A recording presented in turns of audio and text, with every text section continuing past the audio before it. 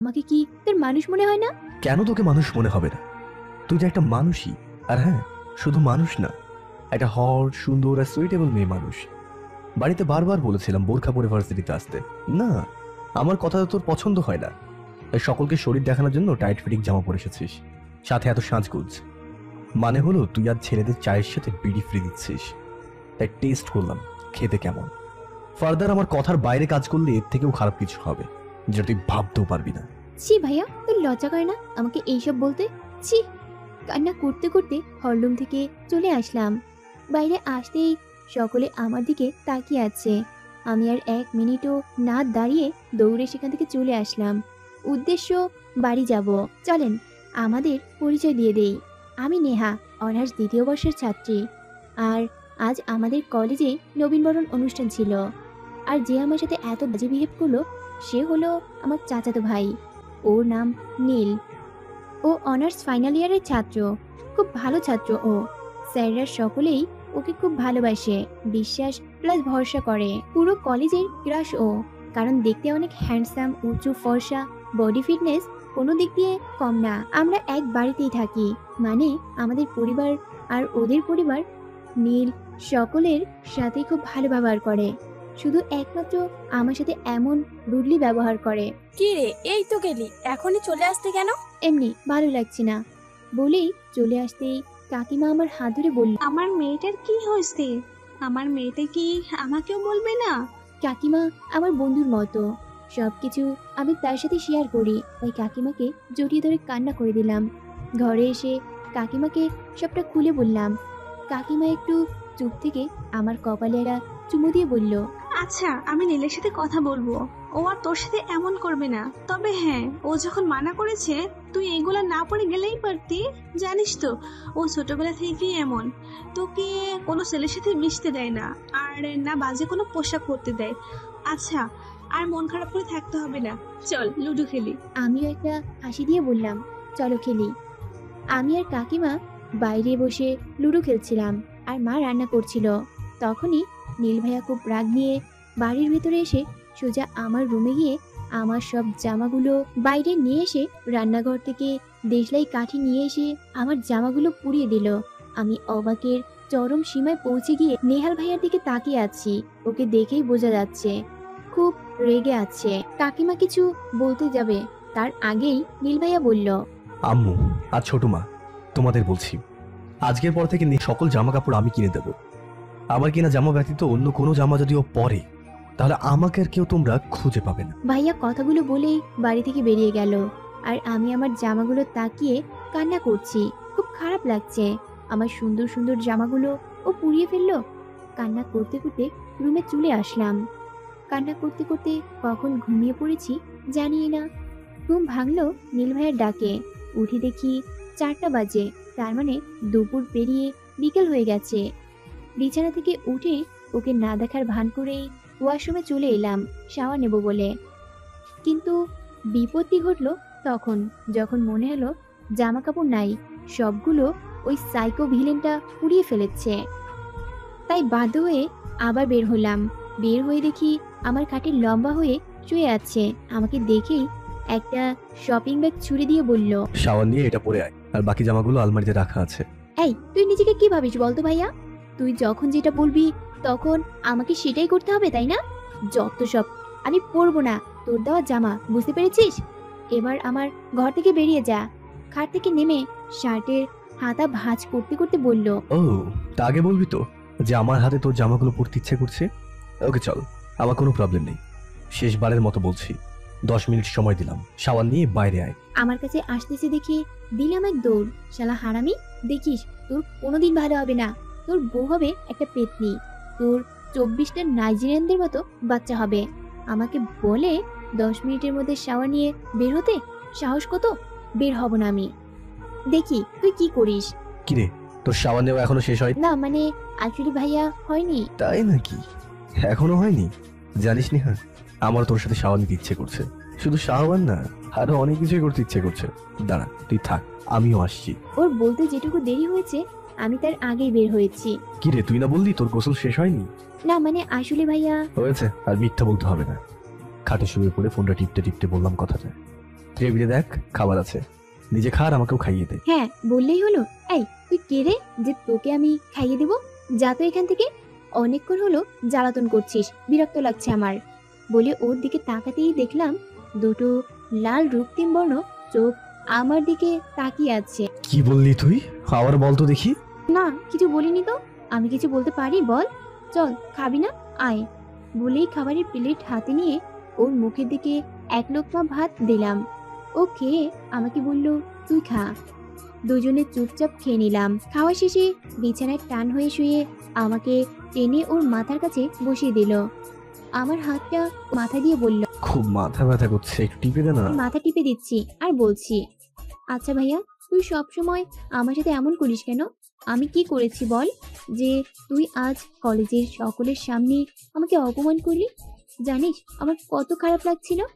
হঠাৎ ও বালিশ থেকে মাথা সরিয়ে আমার কোলে মাথা রাখলো। এতে যেন আমি বরফ হয়ে গেলাম। কি করছে ও? আমার ভাবনার মাঝেই ও আমার কোমরটা জড়িয়ে ধরে বলল, সরি, আমি এমনটা করতে চাই, আর আগের মাথায় এমন করে ফেলেছি। আসলে তোর ওড়নাটা ঠিক ছিল না, সেটা নিয়ে কিছু ছেলেরা বাজে বাজে কথা বলছিল, তাই নিজেকে আর ঠিক রাখতে পারিনি।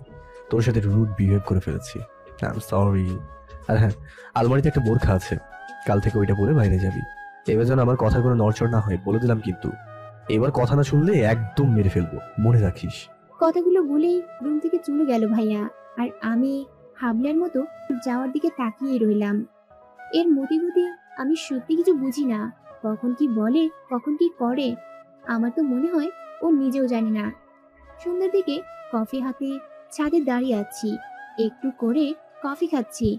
হঠাৎ নীল ভাইয়া এসে বলল, নেহা, কফিটা একটু দে তো, মাথা ব্যথাটা না এখনো যায়নি। না রে ভাইয়া, এটা আমি খাইছি, তুই দাঁড়া, আমি মাকে বলছি তোকে আর একটা কফি দিয়ে যাবে। বলেই পা বাড়াতে যাব, তার আগেই ও বলল, এই কফিটা যদি তুই আমাকে না দিস তাহলে তোর ঠোঁটটা ঠোঁট থাকবে না, আই প্রমিস। ওটা আমার দখলে চলে আসবে। বাধ্য হয়ে কফিটা ওকে দিয়ে দিলাম। কফি খেতে খেতে ও বলল, আচ্ছা নেহা, এই সালমান আশিকটা কে রে? সালমান আশিক তো আমার ফেসবুক ফ্রেন্ড। ওর কথা নীল ভাইয়া জানলো কেমনে? চিনি না তো। কেন ভাইয়া, কি হয়েছে? আমার দিকে কিছু সময় শান্ত দৃষ্টিতে তাকিয়ে থেকে আবার সামনের দিকে তাকিয়ে কফিতে চুমুক দিতে দিতে বলল, না কিছু না। জানিস তো নেহা, যাদের পাখা গজায় তাদের পাখাটা ছেঁটেও দেওয়া যায়। আমরা মানুষের অনেক কিছুই করতে পারি, এমনকি মানুষ খুনও করতে পারি, কিন্তু সব কাজ করার আগে আমরা ভাবি না যে কি হতে পারে। তাই আজ তোকে বলছি, যেটাই করবি ভেবে চিন্তা করিস, তোর জন্য যেন কোনো ছেলের জীবন হারাতে না হয়। এই জন্যই বলে, ভাবিয়া করিও কাজ, করিয়া ভাবিও না। কথাগুলো বলেই কফিটা আমার হাতে দিয়ে চলে গেল। আমি ওর কথার মানে বুঝতে পারলাম না। কি বোঝাতে চাইলো ভাইয়া আমাকে?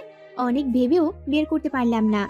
রুমে এসে পড়তে বসলাম। 10টার দিকে কাকিমা এসে ডেকে গেল খাবার জন্য। আমি, বাবা, কাকু আর নীল ভাইয়া খেতে বসেছি। নীল, আমরা চাই তুমি এবার পড়াশোনার পাশাপাশি আমাদের বিজনেসে জয়েন করো। আমি খেতে খেতেই বললাম, আমি নিজে কিছু করতে চাই, কারোর সাহায্য ছাড়া। আমি নিজের পায়ে দাঁড়াতে চাই। আশা করি তোমরা কথাটা বুঝতে পেরেছ। বলেই চলে আসলাম। ভাইয়াকে দেখেই মনে হলো কোনো একটা কারণে খুব রেগে আছে। খাওয়া দাওয়া শেষ করে ঘরে এসে শুয়ে শুয়ে কিছু সময় ফেসবুকে কাটালাম। আসলে ফেসবুকে কাটালাম মানে আশিকের সাথে কথা বললাম। ছেলেটা আমাদের কলেজেই পড়ে, ভাইয়ার সাথে। খুব মজার একটা মানুষ, সবসময় সকলকে মাতিয়ে রাখে। অনেকক্ষণ ওনার সাথে কথা বলে ফোনটা বালিশের নিচে রেখে শুয়ে পড়লাম। মাঝরাতে মনে হচ্ছে কেউ আমাকে খুব শক্ত করে জড়িয়ে ধরে আছে। আমার নিঃশ্বাস নিতেও খুব কষ্ট হচ্ছে, আবার খুব ভয়ও করছে। চোখ খুলে দেখার চেষ্টা করলাম, কিন্তু অন্ধকারের জন্য কিছু দেখতে পারছিলাম না। ভয়ে ভয়ে বললাম, কে কে কি- কি- কে আপনি? আমার কথা যেন ওনার পছন্দ হলো না। গায়ের থেকে আমার ওড়নাটা নিয়ে আমার মুখ বেঁধে দিল। আমি হাত পা নাড়াতেও পারছিলাম না। চোখটা ধীরে ধীরে আমার পেটের কাছে এসে জামাটা একটু সরিয়ে আমার পেটে একটা ডিপলি কিস করলো। সাথে সাথে আমার পুরো শরীরটা বরফ হয়ে গেল। হঠাৎ করে কিস করার জায়গায় খুব জোরে একটা কামড় দিল। ব্যথায় আমার চোখ দিয়ে পানি চলে আসলো। আমাকে কামড়ে দিয়ে লোকটা আমার হাতের মুঠোয় একটা কাগজ দিয়ে বেলকনি দিয়ে চলে গেল। আমি তাড়াতাড়ি উঠে ওনাটা সরিয়ে ঘরের লাইট দিয়ে কাগজটা খুলে পড়তে শুরু করলাম। নেহা সুইটহার্ট, তোমাকেই বলছি, আমি কি এটা জানার চেষ্টা করে কোনো লাভ হবে না, তাই বৃথা চেষ্টা করুন না। যেটা বলছি মন দিয়ে শোনো। আজকের পর থেকে তুমি যতবার কোনো ছেলের সাথে কথা বলবে ততবার আজকে যেটা হলো সেটাই হবে।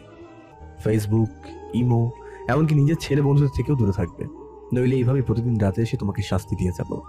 অনেক রাত হয়ে গেছে, এবার লক্ষ্মী মেয়ের মতো ঘুমিয়ে পড়ো। বাই। যেটা পড়ে যেন আমি আকাশ থেকে পড়লাম। কে হতে পারে লোকটা? কেন এমন করলো আমার সাথে? আর আমি কার সাথে কথা বলবো না বলবো না সেটা কি সে ঠিক করে দেবে নাকি? ইস, পেটটা আমার শেষ করে দিয়েছে। কোনো দিন মনে হয় কিছু খায় নাই, হনুমান কোথাকার। আর একদিন আসলে তোর কপালে দুঃখ আছে। তখনই ফোনে মেসেজ টোনটা বেজে উঠলো। ওপেন করতেই দেখলাম একটা আননোন নাম্বার। এত চিন্তা করতে মানা করেছি না, তাড়াতাড়ি ঘুমিয়ে পড়ো। সকালে ঘুম থেকে উঠে খাবার খেয়ে কলেজের জন্য বের হতেই দেখি ভাইয়াও কলেজে যাচ্ছে। আমি ওর কাছে গিয়ে বললাম, ভাইয়া আমাকে একটু পুলিশের কাছে নিয়ে যাবি? ভাইয়া অবাক হয়ে বলল, পুলিশের কাছে গিয়ে কি করবি? একটা নাম্বার খুব ডিস্টার্ব করছে, সেটা কার নাম্বার এটা জানার জন্য। কেন জানি না ভাইয়া আর কোনো প্রশ্ন না করেই আমাকে নিয়ে থানাতে আসলো। আমি পুলিশকে নাম্বারটা দিয়ে জানতে চাইলাম কার নামে রেজিস্টার করা আছে, একটু দিয়ে আমাকে জানাতে। পুলিশ কাকে যেন ফোন দিয়ে নাম্বারটা দিল। তারপরে আমার পরিচয় নিল, প্লাস আমার আই কার্ডও দেখলেন। একটু পরে একটা ফোন আসলো। পুলিশটা কিছু না বলে ফোন রেখে দিয়ে আমার দিকে অবাক চোখে তাকিয়ে থেকে বলল, আমাদের কি আপনার পাগল মনে হচ্ছে? আমাদের সময়ের কোনো দাম নেই আপনার কাছে? নিজের নাম্বার নিজেই জানতে এসেছেন? আমি আর নীল ভাইয়া অবাক হয়ে বললাম। তখনই লোকটার ফোন থেকে একটা মেসেজ আসলো। লোকটি সেটা ওপেন করে আমাদের দেখালো। সত্যি নাম্বারটা আমার নামে রেজিস্টার করা। খুব অবাক হলাম আমি। নীল ভাইয়া আমার দিকে তাকিয়ে বলল, এই নাম্বার তুই কবে তুলেছিস? তখন আমি কোনো উত্তরই দেই নাই ভাইকে। তারপর কলেজে গিয়ে কলেজ মাঠে দাঁড়িয়ে আছি। আমার সামনেই দাঁড়িয়ে আছে নীল ভাইয়া। ও এখন পর্যন্ত একটা কথাও বলেনি আমার সাথে। আমি নিজেও খুব চিন্তায় ছিলাম, নাম্বারটা আমার নামে কিভাবে রেজিস্ট্রি করা হলো। আমি তো কোনো সিম তুলিনি। আমার ভাবনার মাঝেই ভাইয়া বলল, কিছু খাবি? খুব অবাক হলাম আমি, কারণ এখন তো খাবারের অফার করার কথা ছিল না, আমার গালে চড় মারার কথা ছিল। তাহলে ও এত শান্তভাবে কি করে আছে? তার মানে কাজটা কি ভাইয়াই করেছে? কিরে, এত কি ভাবছিস? চল কিছু খেয়ে নি, খুব ক্ষুধা লেগেছে তো। ভাইয়া, আমার একটা কথা ছিল তোর সাথে। বল। তারপরে ভাইয়াকে রাতে ঘটে যাওয়া সব কথা বললাম। বলেই ভাইয়ার দিকে চেয়ে রইলাম, কারণ আমার ধারণা ওই লোকটার কেউ না, ভাইয়াই ছিল। আমাকে অবাক করে দিয়ে ভাইয়া বলল, বা ভালো তো। এখন কি বাড়িতেও ছেলেদের এলাও করছিস নাকি? তোর থেকে বেশি আর কি বা আশা করা যায়? ভাইয়া কি বলছিস এসব? আর তুই কি আশা করেছিলি? কথাটা শোনার পর তোকে কোলে নিয়ে নাচবো? ফালতু মেয়ে কোথাকার। আজ বাড়িতে চল, কাকুকে বলেই তোর বিয়ের ব্যবস্থা করাবো। তোর মতো মেয়েকে ঘরে রাখা থেকে না রাখাই ভালো। কথাগুলো বলেই ভাইয়া চলে গেল, আর আমি পুরো বোকা বনে গেলাম। কোনো মতে তো ওই লোকটা ভাইয়া হতেই পারে না। ভাইয়া হলে এখন এইসব বাজে কথা আমাকে বলতো না। কিছু সময় সেখানেই দাঁড়িয়ে রইলাম। তারপরে ক্লাসে চলে গেলাম। ক্লাস করে বাড়িতে চলে আসলাম। না খেয়েই ফ্রেশ হয়ে শুয়ে পড়লাম। কিছুই ভালো লাগছে না। কে আমার সাথে এমন করছে ভাবতে ভাবতে ঘুমিয়ে গেলাম। ঘুম থেকে উঠে ফ্রেশ হয়ে একটু নাস্তা করে ছাদে চলে এলাম। এটা আমার ছোটবেলা থেকে অভ্যাস, সন্ধ্যার একটু আগে ছাদে হাঁটাহাঁটি করা। বিকেলের হালকা বাতাস, মনোমুগ্ধকর পরিবেশ, মনটাই যেন ভরে যায়। মন খারাপ থাকলেও মনটা ভালো হয়ে যায়। মাঝে মাঝে বাগান থেকে মিষ্টি ফুলের সুবাসটা যেন পুরো মনটাকে মাতিয়ে তোলে। এ যেন এক সুখের রাজ্য। কাকিমার ডাকে পেছন ফিরে তাকালাম। কি রে, ঘুম থেকে কখন উঠলি? এই তো একটু আগে। কেন? না, তখন তোর ঘরে কি দেখি তুই ঘুমিয়ে আছিস। কাকিমা, বোরকা পরছো, কোথাও যাচ্ছ নাকি? কাল রিয়ানের গায়ে হলুদ, আর তার পরের দিন বিয়ে। দুপুরে বড় আপা ফোন করেছিল, আমাদের আজকে যেতে বলেছে। তুই তখন ঘুমিয়েছিলি, তাই আর জাগাইনি। আর কাল তো তোর আইসিটি প্রজেক্ট আছে, তাই তুই কাল যাবি নীলের সাথে, বুঝলি? এখন নিচে চল, সকলে দাঁড়িয়ে আছে। আমাকে কিছু বলতে না দিয়েই কাকিমা নিচে চলে গেল। আমিও তার পিছু পিছু গেলাম। সকলে চলে গেল ফুপির বাসায়।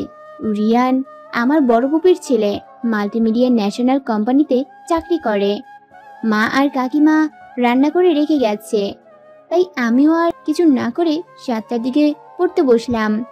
নীল ভাইয়া এখনো বাড়িতে আসেনি। 8:30টার দিকে হঠাৎ ঝড় উঠে আসে। এই ঝড় জিনিসটাকে আমি ছোটবেলা থেকেই খুব ভয় পাই। যখন ঝড় হয় আমার মনে হয় আমি হয়তো এই ঝড়ের পরে সুন্দর পৃথিবীটাকে আর দেখতে পাবো না। কেন এমন মনে হয় জানি না। ছোটবেলা থেকে আমি একটা একা রুমে থাকি। যখন আমি ক্লাস 8-এ পড়ি তখন মাঝরাতে একবার এরকম ঝড় হয়েছিল। ঘুটঘুটে অন্ধকারে আমার বারবার মনে হচ্ছিল কেউ হয়তো আমার পরিবারের কাছ থেকে আমাকে ছিনিয়ে নিয়ে যাবে। কান্না করতে করতে সেন্স হারিয়ে ফেলেছিলাম। সকালে উঠে দেখি আমি বিছানায় শুয়ে আছি, আমার পাশে সকলে বসে আছে। মাথাটা তুলতেও পারছিলাম না, জ্বর এসেছিল ভয়ে। সেই ছোটবেলার ভয়টাকে এখনো জয় করতে পারিনি। তারপর থেকে যখনই বৃষ্টি হয় তখনই আম্মুর কাছে থাকে, কিন্তু আম্মু তো আজ নেই, নীল ভাইয়াও এখনো আসেনি। ভাবতে ভাবতে কারেন্ট চলে গেল। খুব জোরে বৃষ্টিও পড়তে শুরু করলো। ভয়ে কান্না করে দিলাম। ঘরের এক কোণে মাথা নিচু করে বসে আছি। বারবার বিদ্যুৎ চমকাচ্ছে। হঠাৎ কারো হাতের স্পর্শ পেয়ে লাফ দিয়ে সেখান থেকে সরে গেলাম। এই নেহা, এই দেখ আমি নীল। ফোনের লাইটটা নিজের মুখে ধরে বললাম কথাগুলো। আগলিটা, এই দেখ আমি চলে এসেছি তো, আর ভয় নেই। দৌড়ে গিয়ে নীল ভাইয়াকে জড়িয়ে ধরে ফুপাতে থাকলাম। কথা বলতে পারছিলাম না, দম বন্ধ হয়ে আসছিল। হঠাৎ ভাইয়া আমাকে কোলে তুলে নিল, কোলে করে নিজের ঘরে নিয়ে গেল। আমি তার শার্ট খামচে ধরে আছি। আমাকে খাটে বসিয়ে দিয়ে দুহাতে আমার মুখটা একটু উঁচু করে কপালে একটা চুমু দিয়ে বলল, আরে পাগলি একটা, আছি তো আমি, আর ভয় নেই। এই দেখ পুরো ভিজে গেছি, এমন থাকলে তোমার জ্বর আসবে। তুই একটু বস, আমি ভেজা জামা কাপড়গুলো ছেড়ে আসি একটু। আমি তখনও ভাইয়ার শার্ট খামচে ধরে আছি।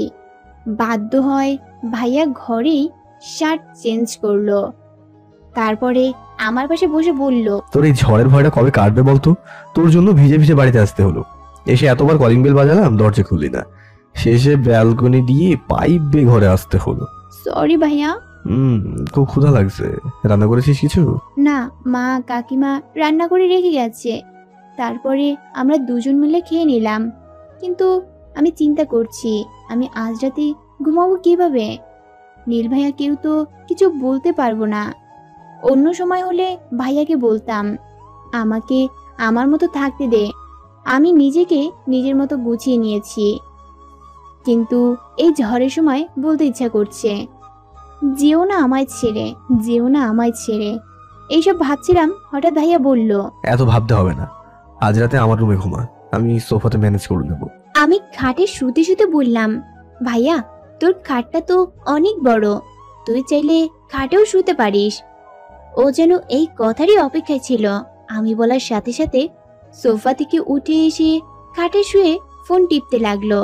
আমিও চুপটি করে এক কোণায় শুয়ে আছি, কারণ আমাদের সমাজ এটা মেনে নেবে না। দুজন অবিবাহিত ছেলে মেয়ে একসাথে থাকবে, এটা আসলেই ভালো চোখে দেখায় না। কিন্তু আজ আমি আমার ভয়ের কাছে নিরুপায়। এসব ভাবতে ভাবতে ঘুমিয়ে পড়লাম। সকালে ঘুম থেকে উঠে দেখি আমি নীল ভাইয়ার বুকে ঘুমিয়ে আছি, আর সে পরম যত্নে আমাকে 2 বাহু দিয়ে আগলে রেখেছে।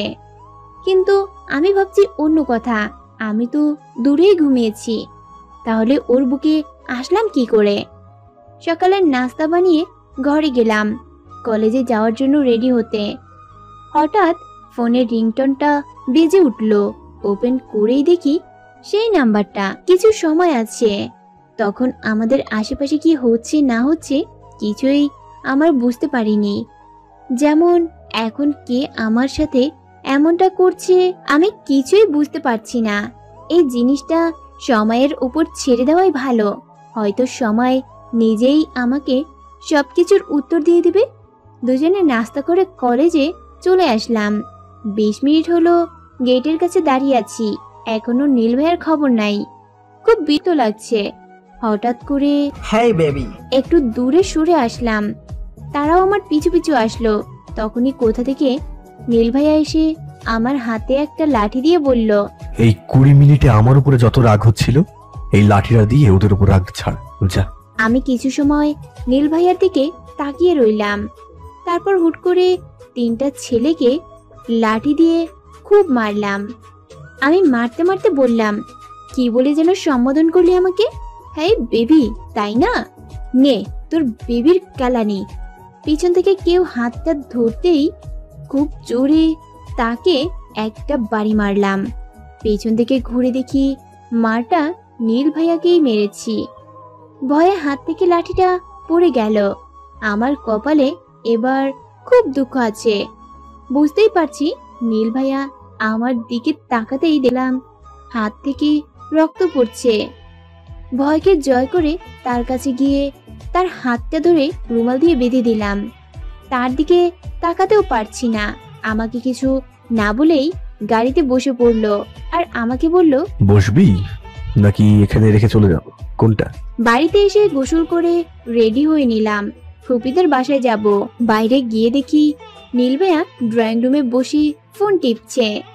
যা লাগছে না, কালো কালারের জিন্সের সাথে কালো শার্ট, হাতায় একটু ভাঁজ করা, হাতে একটা ঘড়ি, শার্টের পাশে কালো সানগ্লাস। আমি নিজেই আজ ওর উপর ক্রাশ খাইলাম। জানি না বিয়ে বাড়িতে মেয়েরা সব কি করবে। ভাইয়ার ডাকে আমার ভাবনা ভাঙলো। কি দেখি সেইভাবে? তোকে না আজ খুব সুন্দর লাগছে ভাইয়া। হ্যাঁ, কি বললি?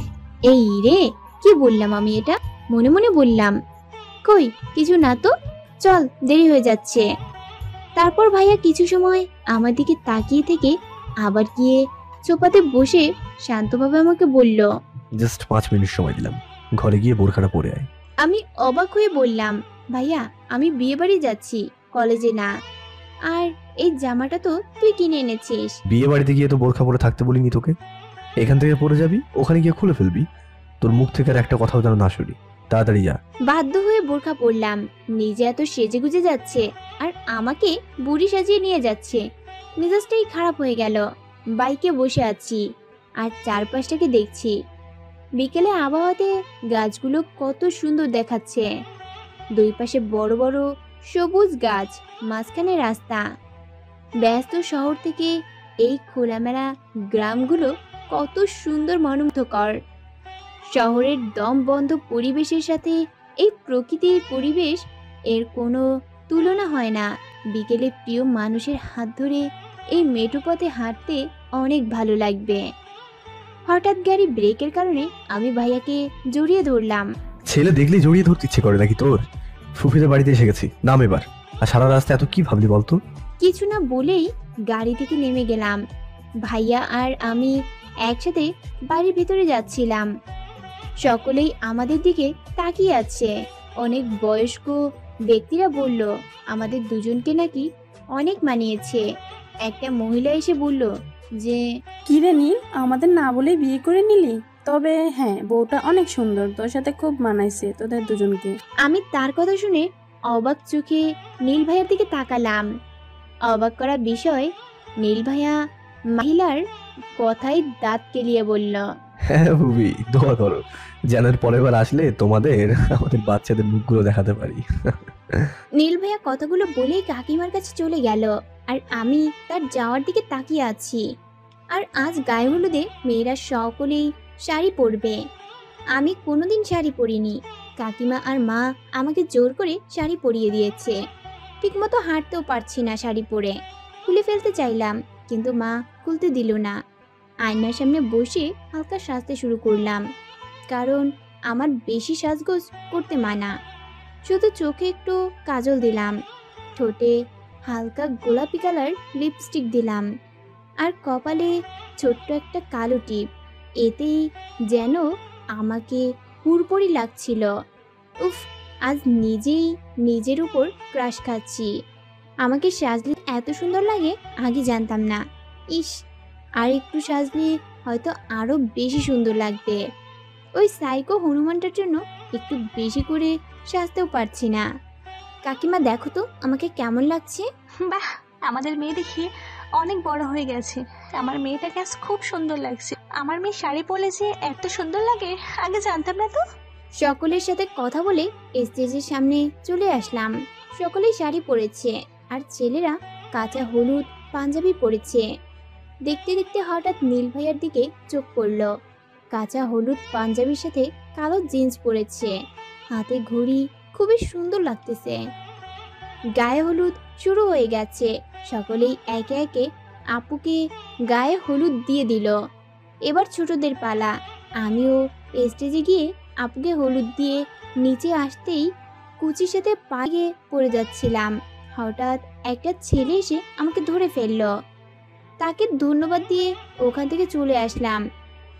রাতে বড়রা সকলে একসাথে থাকবে, আর ছোটরা একসাথে। সকলে খুব মজা করছে, আমিও সকলের সাথে তাল মিলাচ্ছি।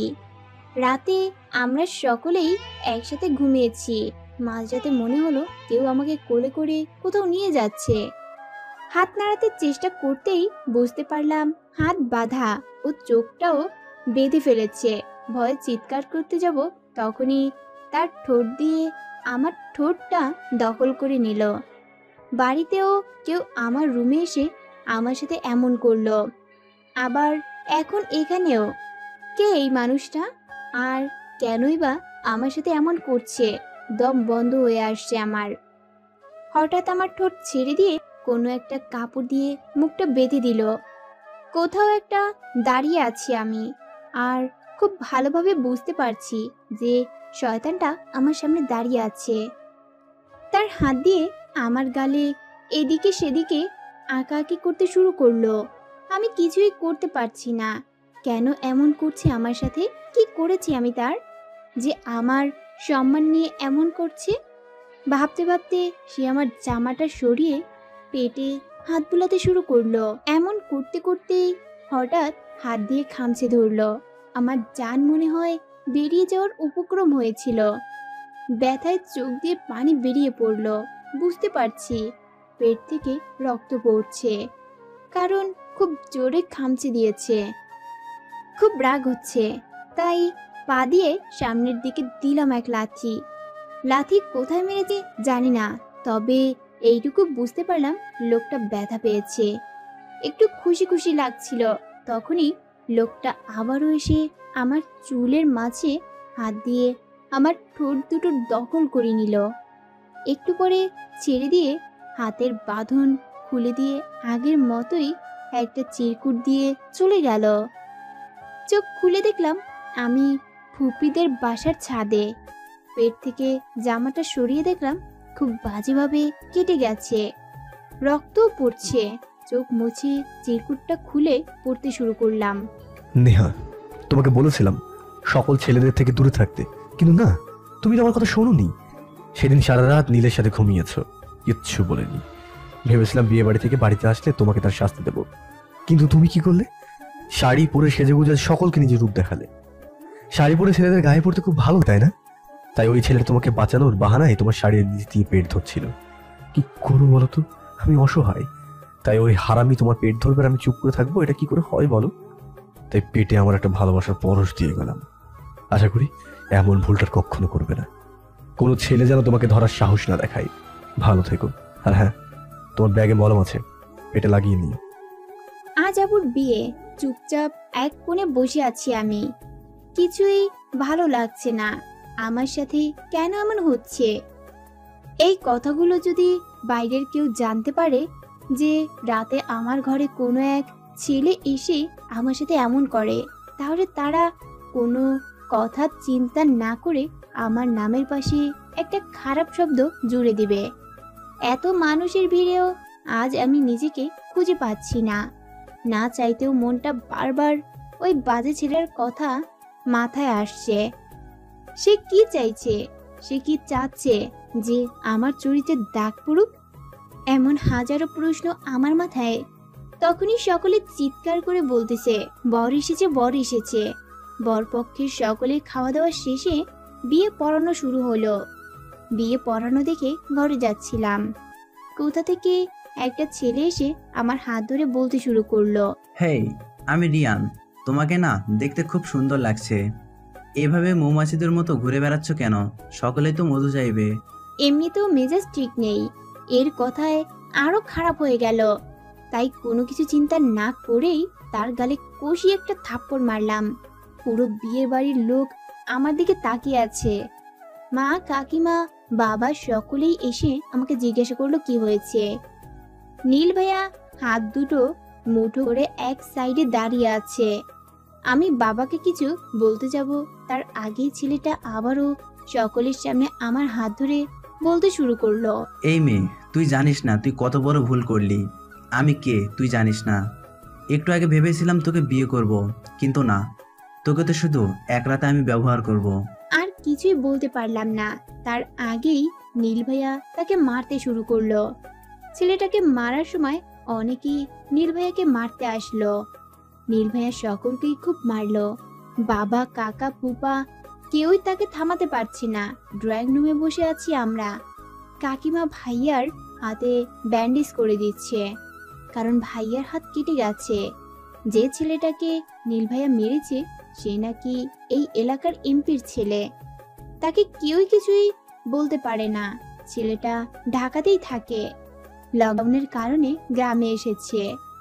সকলে মিলে বসে ঠিক করলো আজ রাতেই নীল ভাইয়া ঢাকাতে চলে যাবে, আর বাকি সকলে বউ ভাতের পরে যাবে। সকলের মাঝেই নীল ভাইয়া দাঁড়িয়ে আমার দিকে তাকিয়ে বলল, নেহা, ঘরে যা আর লাগেজ গোছা, তুই আমার সাথে আজ বাড়িতে ফিরবি। নীল ভাইয়া কথাগুলো বলেই চলে গেল।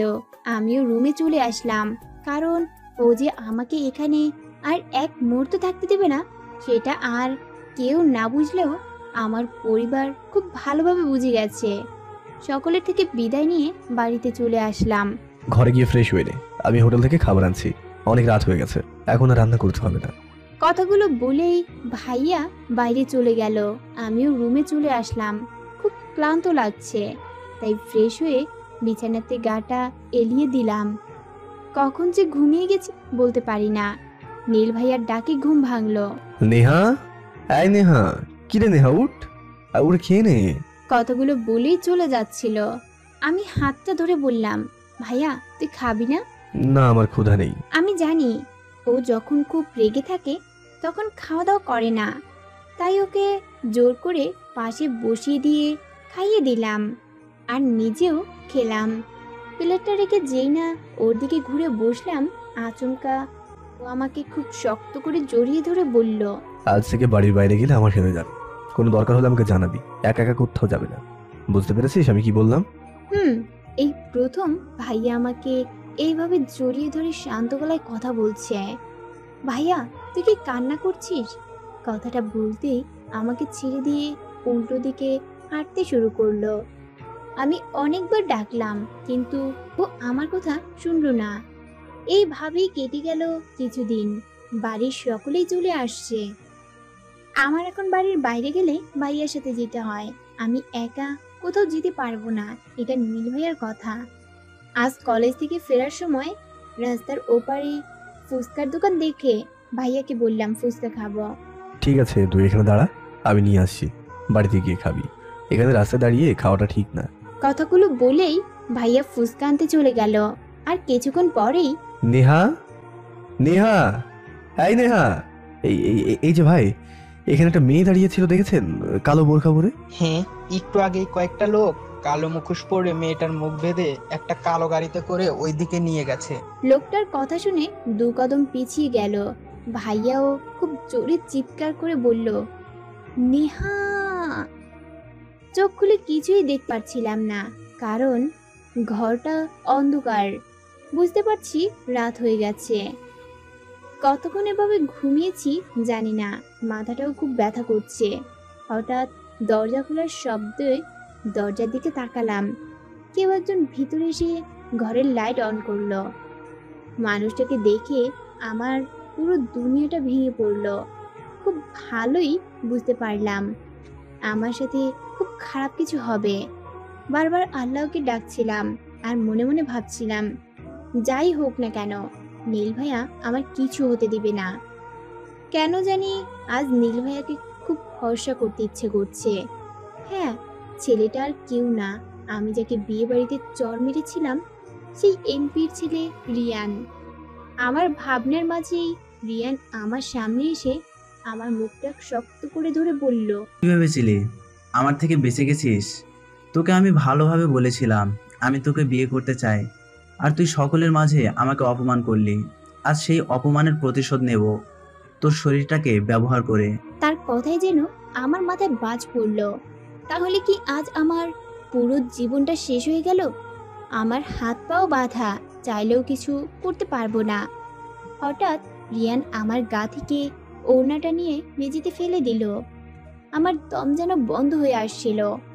তখনই কেউ একজন লাথি দিয়ে দরজা ভেঙে ভিতরে আসলো।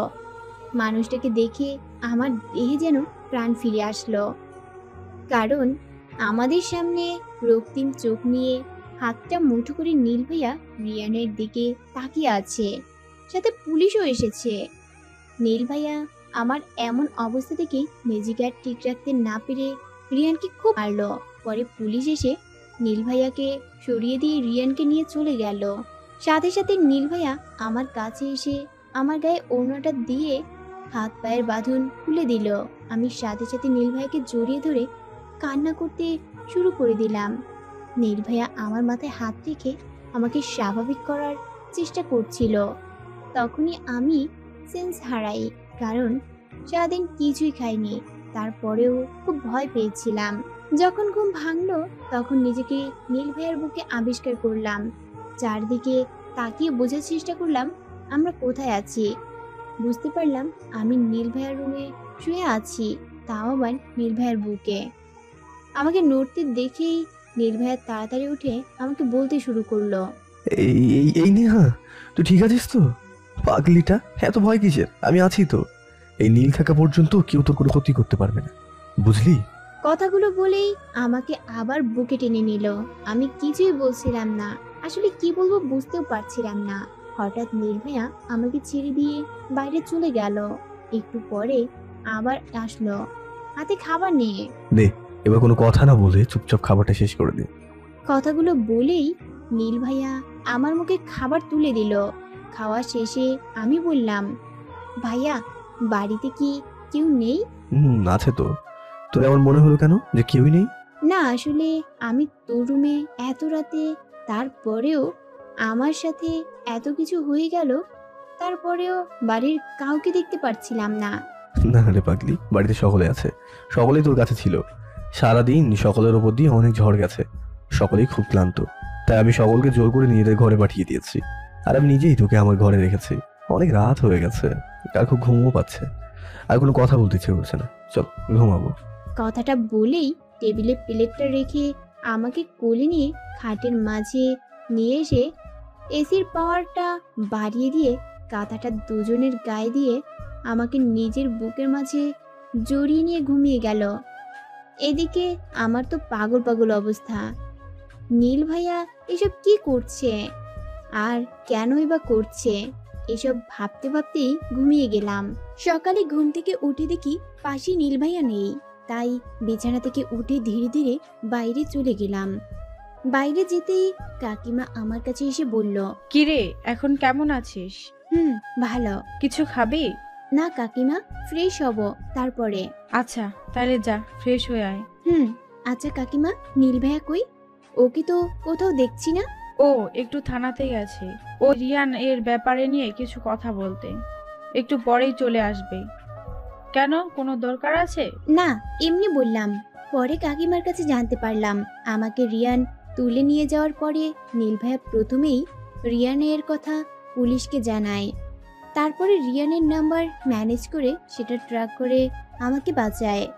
ঘরে এসে ফ্রেশ হতে চলে গেলাম। পরে ভাবছিলাম, আচ্ছা নীল ভাইয়া ছোটবেলা থেকে আমার সাথে এমন করে কেন? কখন ভালো ব্যবহার করে, কখনো রুডলি ব্যবহার করে, কখনো মারে তো কখনো আদর করে। তবে অন্য কেউ আমাকে বকলে তার 12টা বাজিয়ে দেয়। কেন এমন করে? নাস্তা করছিলাম, তখনই নীল ভাইয়া এসে আমার পাশে বসে পাউরুটিতে জেলি মাখতে মাখতে আশেপাশে একবার দেখে নিল। আশেপাশে কেউ নেই, পাউরুটিতে একটা কামড় দিয়ে আমাকে বলল, নেহা শোন, ছোটবেলা থেকে তোকে মারার, বকার, আদর করার সবকিছু অধিকার একমাত্র আমার ছিল, আর এখনো আছে, ভবিষ্যতেও থাকবে। আর হ্যাঁ, তোর মনে শুধু একটা ছেলের নাম থাকবে, সেটা হলো আনিসুর রহমান নীল। আশা করি কি বলেছি বুঝতে পেরেছিস। কথাগুলো বলেই আমার কাছে এসে ঠোঁটে হালকা করে ভালোবাসার পরশ এঁকে দিয়ে চলে গেল। আমি ওর চলে যাওয়ার দিকে তাকিয়ে আছি আর ভাবছি, ও আমাকে কি বললো এগুলো? এই কথাগুলো কি আমি কিভাবে নেব? ট্রেড নাকি ভালোবাসা? কিছুই বুঝতে পারছি না। সারাদিন আর নির্ভয়ার সাথে দেখা হয়নি। রাতে খেয়ে রুমে চলে আসলাম ঘুমাতে। খুব গরম, তাই প্লাজোর সাথে গেঞ্জি পরে শুয়ে পড়লাম। গেঞ্জি শুধু নিজের রুমেই পরি, কারণ এখনো শহরের আধুনিকতাকে আয়ত্ত করতে পারিনি। শুয়ে শুয়ে ফোনে গান শুনছিলাম। 11টা বাজে। হঠাৎ ব্যালকনি দিয়ে নীল ভাইয়া আমার রুমে আসলো। ওকে দেখে লাফ দিয়ে বিছানা থেকে উঠে ওড়নাটা গায়ে জড়িয়ে নিয়ে বললাম, এই তুই এত রাতে আমার রুমে কি করিস? হ্যাঁ, লজ্জা করে না তোর এত রাতে একটা মেয়ের রুমে আসতে? তখনই একটা কাগজ আমার সামনে দিয়ে বলল, না করে না, এবার বেশি কথা না বলে লক্ষ্মীর মতো এতে একটা সই করে দে। এটা কিসের কাগজ? এটা তোর বিয়ের রেজিস্ট্রি পেপার হারামি। এটা কলেজ থেকে পাঠিয়েছে, বলেছে আজকের মধ্যে সই না করে দিলে 3rd ইয়ারে আর তুলে দেবে না। আমার বন্ধু শাহিন পেপারটা আমাকে নিয়ে এসে দিয়েছে। শাহিন নিচে দাঁড়িয়ে আছে, ওর কাছে কাগজটা দিয়ে দিতে হবে, স্যারকে সে দিয়ে দেবে। এবার তাড়াতাড়ি সাইন করে দে। আমি আর কিছু চিন্তা না করেই সাইন করে দিলাম। ও ব্যালকনি দিয়ে কাগজটা শাহিন ভাইয়াকে দিয়ে আবার আমার রুমে এসে খাটে শুয়ে বলল, সকলে ঘুমিয়ে পড়েছে, খুব ক্ষুধা লেগেছে, যা আমার জন্য খাবার নিয়ে আয়। কি হলো, চুপ দাঁড়িয়ে আছেন কেন? যান খাবার নিয়ে আসুন মহারানী। বাধ্য হয়ে ওর জন্য খাবার নিয়ে এসে খাবার খাইয়ে দিলাম। আচ্ছা নেহা, আমাদের মুসলমান মেয়েদের বিয়ের সময় কি বলতে হয়? খুব অবাক হলাম ওর প্রশ্নে। এটা কোনো প্রশ্ন হলো? এটা তো ছোট বাচ্চাও জানে কি বলতে হয়। কি হলো, কি এত ভাবছিস? বল না কি বলতে হয়। কবুল। হ্যাঁ, কি বলতে হয় বুঝলাম না তো। আরে কানে শুনতে পায় না নাকি? কবুল কবুল। ও, এত জোরে বলার কি আছে, শুনেছি তো। আচ্ছা ঠিক আছে, কবুল কবুল কবুল। এগুলো বলেই আমার কোমর জড়িয়ে ধরে বিছানাতে শুয়ে দিয়ে আমাকে জড়িয়ে ধরে শুয়ে পড়লো। এই এই কি করছিস? ছাড় আর নিজের রুমে গিয়ে ঘুমা যা। কে শুনে কার কথা? আমাকে জড়িয়ে ধরে বাচ্চাদের মতো ঘুমিয়ে গেল। আমিও চিন্তা করতে করতে ঘুমিয়ে পড়লাম। সকালে ঘুম থেকে উঠে দেখি নীল ভাইয়া উপর হয়ে শুয়ে আছি, আর আমি তার পিঠের উপর শুয়ে আছি। লজ্জায় মনে হচ্ছে মাটির সাথে মিশে যাই। ধীরে ধীরে উঠে পড়লাম। ফ্রেশ হয়ে এসে দেখি নীল ভাইয়া নেই, উঠে চলে গেছে মনে হয়। আজ কলেজে যাব না, ভালো লাগছে না, তাই নাস্তা করে রুমে চলে আসলাম। শুয়ে শুয়ে ভাবছি, বাড়ির সকলেই যদি জানতে পারে নীল ভাইয়া রাতে আমার রুমে ছিল, তাহলে কি ভাববে সকলে? আমাকে খুব খারাপ মেয়ে ভাববে, নাকি নীল ভাইয়াকে খারাপ ছেলে ভাববে? না, এই সমাজ আর যাই করুক, ছেলেদের খারাপ বলতে পারি না। আজ খুব ইচ্ছে করছে মুক্ত পাখির মতো খোলা আকাশটাতে উড়তে, পুরো পৃথিবীটাকে একা অনুভব করতে। ইচ্ছে করছে আকাশ প্রাণে ঘুরে ঘুরে আমার মনের রাজাটাকে খুঁজে বের করে তার সাথে খুব সুন্দর একটা সংসার করতে। ইচ্ছে করছে তার পুরোটা জুড়ে শুধু আমি থাকবো। এইসব ভাবতে ভাবতে আবার কখন ঘুমাইছি জানি না। ঘুম থেকে উঠে দেখি 12টা বাজে। উঠে গোসল করে বাইরে গিয়ে দেখি মা রান্না করছে। আমিও মার কাছে গিয়ে টুকটাক কাজ করে দিলাম। দুপুরে খেতে বসেছি। আমার ঠিক সামনে নীল ভাইয়া বসে খাচ্ছে। হঠাৎ নীল ভাইয়া বলল, কাকু আর বাবা, আমার বন্ধু জিসানের 6 তারিখে বিয়ে। তোমরা তো জানো জিসানের বাবা তোমাদের দাওয়াতও দিয়ে গেছে, আমাকে আজ যেতে বলেছে। তা কখন যাবি? এই বিকেল 5টায় যাবো আর কি, আর এই কয়দিন ওখানেই থাকবো। আবু, আমি বলছিলাম কি নেহাকেও আমার সাথে নিয়ে যাব। যা, সমস্যা নাই, কিন্তু ওকে কখনো একা ছাড়িস না। আর আমরা 6 তারিখে যাব। ওকে নেহা, তুই রেডি হয়ে থাকিস কিন্তু, বিকেলে যাব। নীল ভাইয়া, আমি আম্মুদের সাথে যাব, তুই চলে যা। বলেই ওর দিকে তাকিয়ে কি চোখ বড় বড় করে আমার দিকে তাকিয়ে আছে। হঠাৎ কেউ আমার পায়ে খুব জোরে লাথি মারলো। আহ! এই তোর কি হলো? আমি বুঝতে পারলাম কাজটা নীল ভাইয়ার। কিছু না আম্মু, আমি রুমে গেলাম, কথাগুলো বলে চলে আসলাম। একটু পরে নীল ভাই আমার রুমে এসে বিছানায় বসে আমার হাত টেনে তার পাশে বসিয়ে দিয়ে আমার গালে হাত রেখে শান্ত গলায় বলল, আমাকে ভরসা করিস তো? আমি কোনোদিনও তোর ক্ষতি হতে দেবো না, আর না কাউকে করতে দেবো। আর আমি তোর সাথে যেটাই করি না কেন সেটা আমার অধিকারের মধ্যে করি। তোর উপর আমার সম্পূর্ণ অধিকার আছে। তাই বলছি, প্লিজ জেদ করিস না, বিকেল আমার সাথে চল। তোকে ছাড়া যেমন ভালো লাগবে না। আমার কপালের সাথে কপাল লাগিয়ে আবার বলতে শুরু করলো, আমি জানি আমি তোর সাথে খারাপ ব্যবহার করি, কিন্তু কি করবো বল? মাঝে মাঝে তুই এমন কিছু করিস যে নিজের রাগটাকে কন্ট্রোল করতে পারি না। আজ তোকে ছুঁয়ে কথা দিলাম, সারা জীবন আগলে রাখবো তোকে। প্লিজ কখনো আমাকে ছেড়ে যাস না, পাগল হয়ে যাবো তো। হুট করে নীল ভাইয়া ঠোঁটে আলতো করে ঠোঁট ছুঁয়ে চলে গেল রুম থেকে। নীল ভাইয়া কি সত্যি আমাকে ভালোবাসে, নাকি শুধুই নিজের সম্পত্তি মনে করে? বিকেলে আমি আর নীল ভাইয়া বেরিয়ে পড়লাম জিসান ভাইয়ার বাড়ির উদ্দেশ্যে। বাইকে বসে আছি চুপচাপ, কথা বলতে ইচ্ছা করছে না। কিছু দূর যাওয়ার পরে হঠাৎ একটা মেয়ে এসে বাইকের সামনে দাঁড়ালো। মেয়েটাকে আমি চিনি, নীল ভাইয়ার বান্ধবী, নাম হলো যারা। খুব স্মার্ট বললে ভুল হবে, ওভার স্মার্ট। ছোট ছোট জামা কাপড় পরে। রাস্তার মাঝেই নীল ভাইয়াকে জড়িয়ে ধরে বলল, হাই বেবি, দেখো না জিসানদের বাড়িতে যাচ্ছি। মাঝ রাস্তায় আমার গাড়িটা নষ্ট হয়ে গেছে, তুমিও তো যাচ্ছ তাই না? চলো তোমার সাথেই যাই। নীল ভাইয়াও আর কথা বাড়ালো না, হঠাৎ আমাকে দেখেই বলল, আরে নেহা, তুমি কোথায় যাচ্ছ? ও আমার সাথে জিসানদের বাড়িতে যাচ্ছে। যারা আপু আর কিছু বলল না। আমি বাইকে বসার আগেই যারা আপু দুদিকে পা দিয়ে নীল ভাইয়াকে জড়িয়ে ধরে বসে পড়লো। যারা, কি হচ্ছে এসব? ছাড় বলছি। আর তুই পিছনে বস, এখানে নেহা বসবে। বেবি, তুমি এমন করছো কেন আমার সাথে? আজ একটু না হয় আমার পিছনেই বসো। নেহা, তোমার কি কোনো প্রবলেম হবে? আমি কি আর বলবো, না আপু তুমি বসো, আমি তোমার পাশে বসছি। আমার কথাটা মনে হয় নীল ভাইয়ার পছন্দ হয়নি। আমার দিকে রাগের লোক নিয়ে তাকিয়ে যারা আপুকে বলল, তুই কি পিছনে যাবি নাকি তোকে এখানে রেখে যাব? কোনটা? যারা আপু আর কিছু বলল না, কারণ কথাটা নীল ভাইয়া খুব জোরে বলেছে। আমিও ভালো মেয়ের মতো নীল ভাইয়ার কাছে বসে পড়লাম, আর যারা আপু আমার পেছনে। হঠাৎ নীল ভাইয়া আমার হাতটা নিয়ে তার কোমরে জড়িয়ে ধরে রেখে দিয়ে গাড়ি চালাতে শুরু করলো। জিসান ভাইয়াদের ড্রয়িং রুমে বসে আছি নীল ভাইয়ার পাশে। হঠাৎ শান্ত ভাইয়া এসে হাত বাড়িয়ে কথা বলতে শুরু করলো। এই লোকটাকে আমার একটুও পছন্দ না। শান্ত হলো নীল ভাইয়ের বন্ধু, আমার গা ঘেঁষে বসে একের পর এক প্রশ্ন করছে। তখনই নীল ভাইয়া আমাকে তার জায়গাতে বসিয়ে দিয়ে আমার জায়গাতে সে বসলো, আর শান্ত ভাইয়াকে উদ্দেশ্য করে বলল, ভাবি হয় তোদের, সম্মান দিয়ে কথা বলবি। বুঝতে পেরেছিস কি বললাম? তারা বুঝতে পেরেছে কিনা জানি না, তবে আমি যে কিছুই বুঝতে পারিনি এটা আমার মুখ দেখে যে কেউ বলে দিতে পারবে। কে ভাবি হয় আর কাকে সম্মান দেওয়ার কথা বলছে নীল ভাইয়া? রাতে সকলে ছাদে আড্ডা দিচ্ছে, আমিও তাদের সাথে আড্ডা দিচ্ছি। আড্ডা দিতে দিতে অনেক রাত হয়ে গেছে। সকলে মিলে ঠিক করলো আজ সকলেই ছাদে ঘুমাবে, যে যার মতো শুয়ে পড়লো। আমি এক সাইডে বিছানা ঠিক করছিলাম, কোথা থেকে শান্ত ভাইয়া এসে আমার পাশেই বিছানা ঠিক করতে শুরু করলো।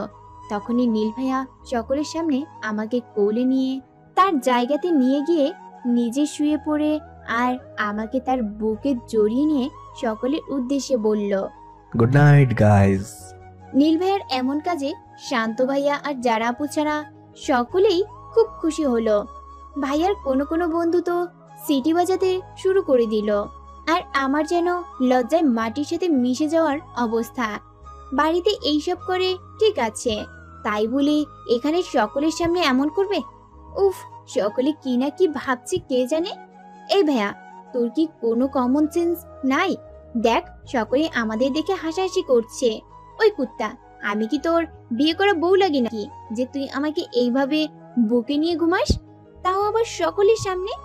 খুব রেগে আস্তে আস্তে বললাম কথাগুলো।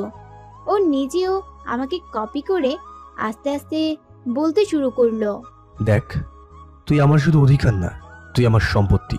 আর আমার সম্পত্তিকে রক্ষা করা তো আমার একান্তই দায়িত্ব। তাই আমার সম্পত্তিটাকে আমি মুরগি বানিয়ে শেয়ালের মাঝে কিভাবে রাখবো বল? আর এখন চুপচাপ ঘুমা, নইলে কিন্তু সকলের মাঝে লিপকিস করে দেবো, বলে দিলাম কিন্তু আমি। একে কোনো বিশ্বাস নেই, তাই চুপচাপ ওর বুকে মাথা রেখে শুয়ে আছি। অনেক রাত হয়ে গেছে, এখনো ঘুম আসছে না। দুপুরে ঘুমিয়েছিলাম, তার জন্য মনে হয় এমন হচ্ছে। ওর বুক থেকে মাথাটা তুলে দেখলাম সকলেই ঘুমিয়ে পড়েছে। হঠাৎ আমার চোখ গেল নীল ভাইয়ার ঘুমন্ত মুখটার উপর। এই সাইকো ভিলেনটাকে ঘুমের মাঝে এত সুন্দর লাগে আগে কখনো খেয়াল করিনি। সবসময় বক বক করা ঠোঁট দুটো এখন চুপচাপ দুজনের সাথে লেগে আছে। চোখের পাপড়িগুলো একটু বড় বড়, মনে হচ্ছে চোখটাতে একটা চুমু এঁকে দেই। ছি ছি, এইসব আমি কি ভাবছি? ধুর, ভাবছি তো কি হয়েছে, এই লুচ্চাটা তো আমাকে সবসময় চুমু দেয়, আমি একটা দিলে কি এমন ক্ষতি হবে? আর তাছাড়া ও তো দেখবে না, ও তো ঘুমিয়ে আছে। সবকিছুকে দূরে রেখে নিজের মনের ইচ্ছাটাকে মেনে নিলাম। ধীরে ধীরে ও চোখের কাছে গিয়ে শান্ত চোখটাতে একটা চুমু দিলাম। এতে যেন মনটাকে শান্ত করতে পারলাম না, তাই ওর সারা গালে অনেকগুলো চুমু দিলাম। আজ আমার কি হয়েছে আমি নিজেও জানি না। বারবার মনে হচ্ছে আমি নিজের মাঝে নেই। ওর কপালে আর একটা চুমু দিতেই ও চোখ খুলে অসহায় ভাব নিয়ে আমাকে বলল, সারা মুখ চোখে চুমু দিয়ে ভরিয়ে দিলি, কিন্তু আমার এত সুন্দর গোলাপি ঠোঁটটা এত চোখে পড়লো না। ওর তাকানো দেখে যেন আমার মরে যেতে ইচ্ছা করছিল। তার মানে ও জেগেছিল, আমাকে বোকা বানিয়েছে। ছি ছি ছি ছি, আমি এখন ওর দিকে তাকাবো কিভাবে? কি ভাবছে ও? ছি, নিজেকে নিজের চড়াতে ইচ্ছা করছে। তখনই ওর আমার মাথাটা উঁচু করে আমার ঠোঁটে হালকা করে একটা চুমো এঁকে দিয়ে আরো শক্ত করে জড়িয়ে ধরে বলল, আরে পাগলি, অনেক রাত হয়েছে, ঘুমিয়ে পড়। আর লুকিয়ে আদর করতে হবে না, আর আমাকে আদর করার জন্য সারাটা জীবনই পাবি। ধুর, পাগলের মতো কি করে বসলাম এটা? মান সম্মানের ফালুদা বানিয়ে ফেললাম একেবারে। ভাবতে ভাবতেই ঘুমিয়ে পড়লাম।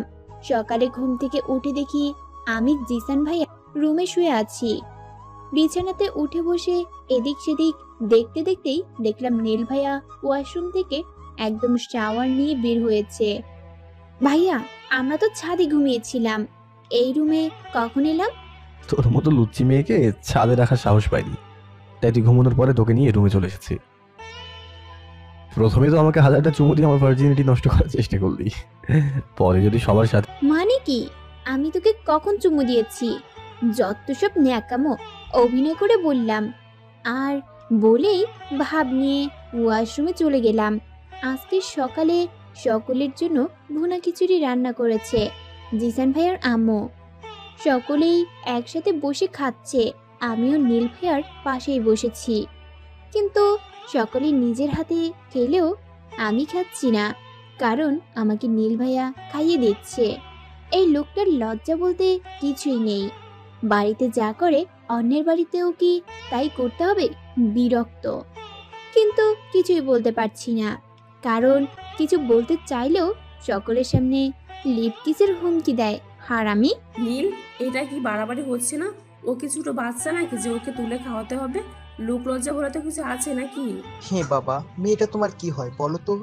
কাল থেকে দেখছি আঠার মতো লেগে আছো দুজনেই। চাচা তো বোন হয়, কিছু মেয়েরা এমন আছে যাদের স্বভাবটাই এমন, ছেলেদের গায়ে পড়া। এই মেয়েটাও ঠিক সেই রকম।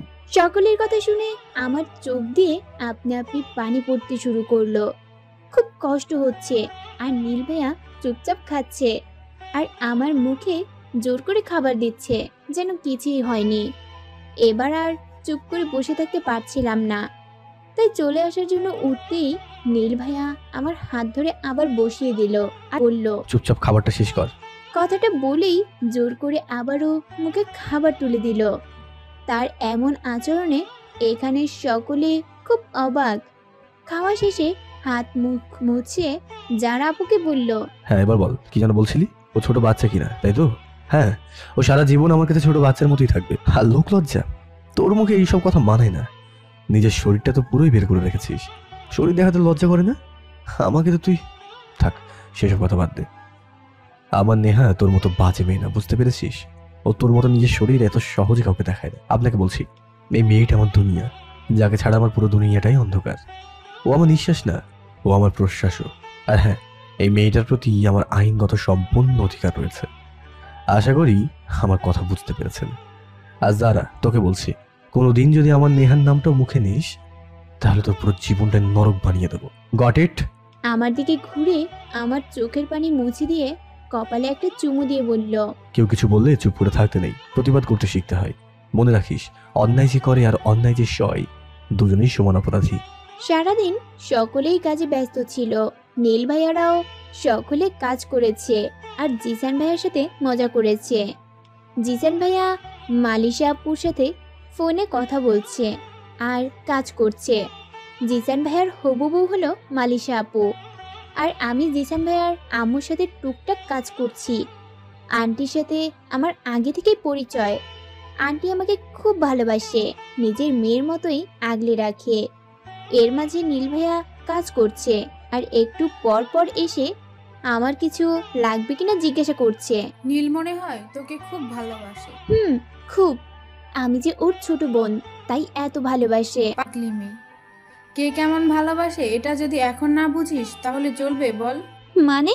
কিছু না, এক সময় তুই নিজেই আমার কথার মানেটা বুঝতে পারবি। জিসান ভাইয়ার রুমে বসে আছি, আমার পাশেই নীল ভাইয়া বসে আছে, তার পাশে তার বন্ধুরা আর জিসান ভাইয়ার কাজিনরাও বসে আছে। তারা সকলে মিলে ঠিক করলো আজ গায়ে হলুদে মেয়েরা কলাপাতা কালারের শাড়ি পরবে আর ছেলেরা কলাপাতা কালারের পাঞ্জাবি পরবে। এটা ঠিক করে যে যার রুমে চলে গেল রেডি হতে, আর আমি নীল ভাইয়া আর জিসান ভাইয়ার রুমে। জিসান, তুই যা ওয়াশরুমে গিয়ে রেডি হয়ে নে, আমি আর নেহা তোর পরে রেডি হচ্ছি। আসলে আমি আর নীল ভাইয়া জিসান ভাইয়ার রুমেই থাকছি। এই রুমটা মনে হচ্ছে আমাদের। আমরা দুজন এই একটা রুমে থাকি। এটা নিয়ে আন্টি বা জিসান ভাইয়া কেউ কিছুই বলে না, সকলেই জানে আমরা আলাদা থাকি। শুধু আন্টি আর জিসান ভাইয়া জানে আমরা একসাথে থাকি। আমি ভেবে পাই না এরা দুজনে কিছু বলছে না কেন। জিসান ভাইয়া রেডি হয়ে রুম থেকে চলে গেল। নীল ভাইয়া আমার হাতে একটা লেহেঙ্গা ধরিয়ে দিয়ে বলল, এটা পরে আয় যা। কিন্তু ভাইয়া, ওরা সকলে তো শাড়ি পরবে, আমি একা কেন লেহেঙ্গা পরবো? আর এটা তুই কখন কিনলি? দেখ নেহা, আমার বেশি কথা বলা পছন্দ না, আর তুই শাড়ি পরে সকলের সামনে যাবি না, ব্যাস। আর একটা কথা শুনতে চাই না, আমি বসে আছি, তুই যা রেডি হয়ে নে। ভাইয়ের কথা শুনে ভুরু কুচকে ওর দিকে তাকিয়ে রইলাম। এইভাবে তাকিয়ে কি দেখিস? হ্যাঁ, যা রেডি হয়ে নে। ওর সাথে আর কথা না বাড়িয়ে ওয়াশরুমে চলে আসলাম। তার মানে কি ওই ছেলেটা নীল ভাইয়া ছিল যে আমাকে রাতে রাতে এসে শাস্তি দিয়ে যায়? সেও তো চায় না আমি শাড়ি পরে কারো সামনে যাই, তার জন্য আমার পেটে খামচি দিয়ে গেছে। তার মানে আমার ভাবনাটাই ঠিক, সেই ছেলেটা আর কেউ না, নীল ভাইয়া নিজেই। নীলবাবু, তুমি ঘুঘু দেখেছ, ঘুঘুর ফাঁদ দেখনি। এবার তোমাকে আমি হাতে নাতে ধরবো। এতদিন কেন আমার সাথে এমন করেছিস, তার জবাব তো আমাকে দিতেই হবে। কি রে, তোর হলো? ভাইয়া, তুই একটু আন্টিকে ডেকে দিবি, আমার একটু প্রবলেম হয়েছে। কি সমস্যা আমাকে বল না, আন্টি কাজ করছে। না মানে ভাইয়া, চেন লাগাতে পারছি না। আচ্ছা ঠিক আছে, দরজা খোল, আমি হেল্প করছি। তুই করবি মানে? তোর মাথা ঠিক আছে? এই বেশি কথা না বলে দরজাটা খোল তো, অনেক দেরি হয়ে যাচ্ছে। বাধ্য হয়ে দরজা খুলে দিলাম। এদিকে ঘোর বলেই চেন লাগাতে শুরু করলো।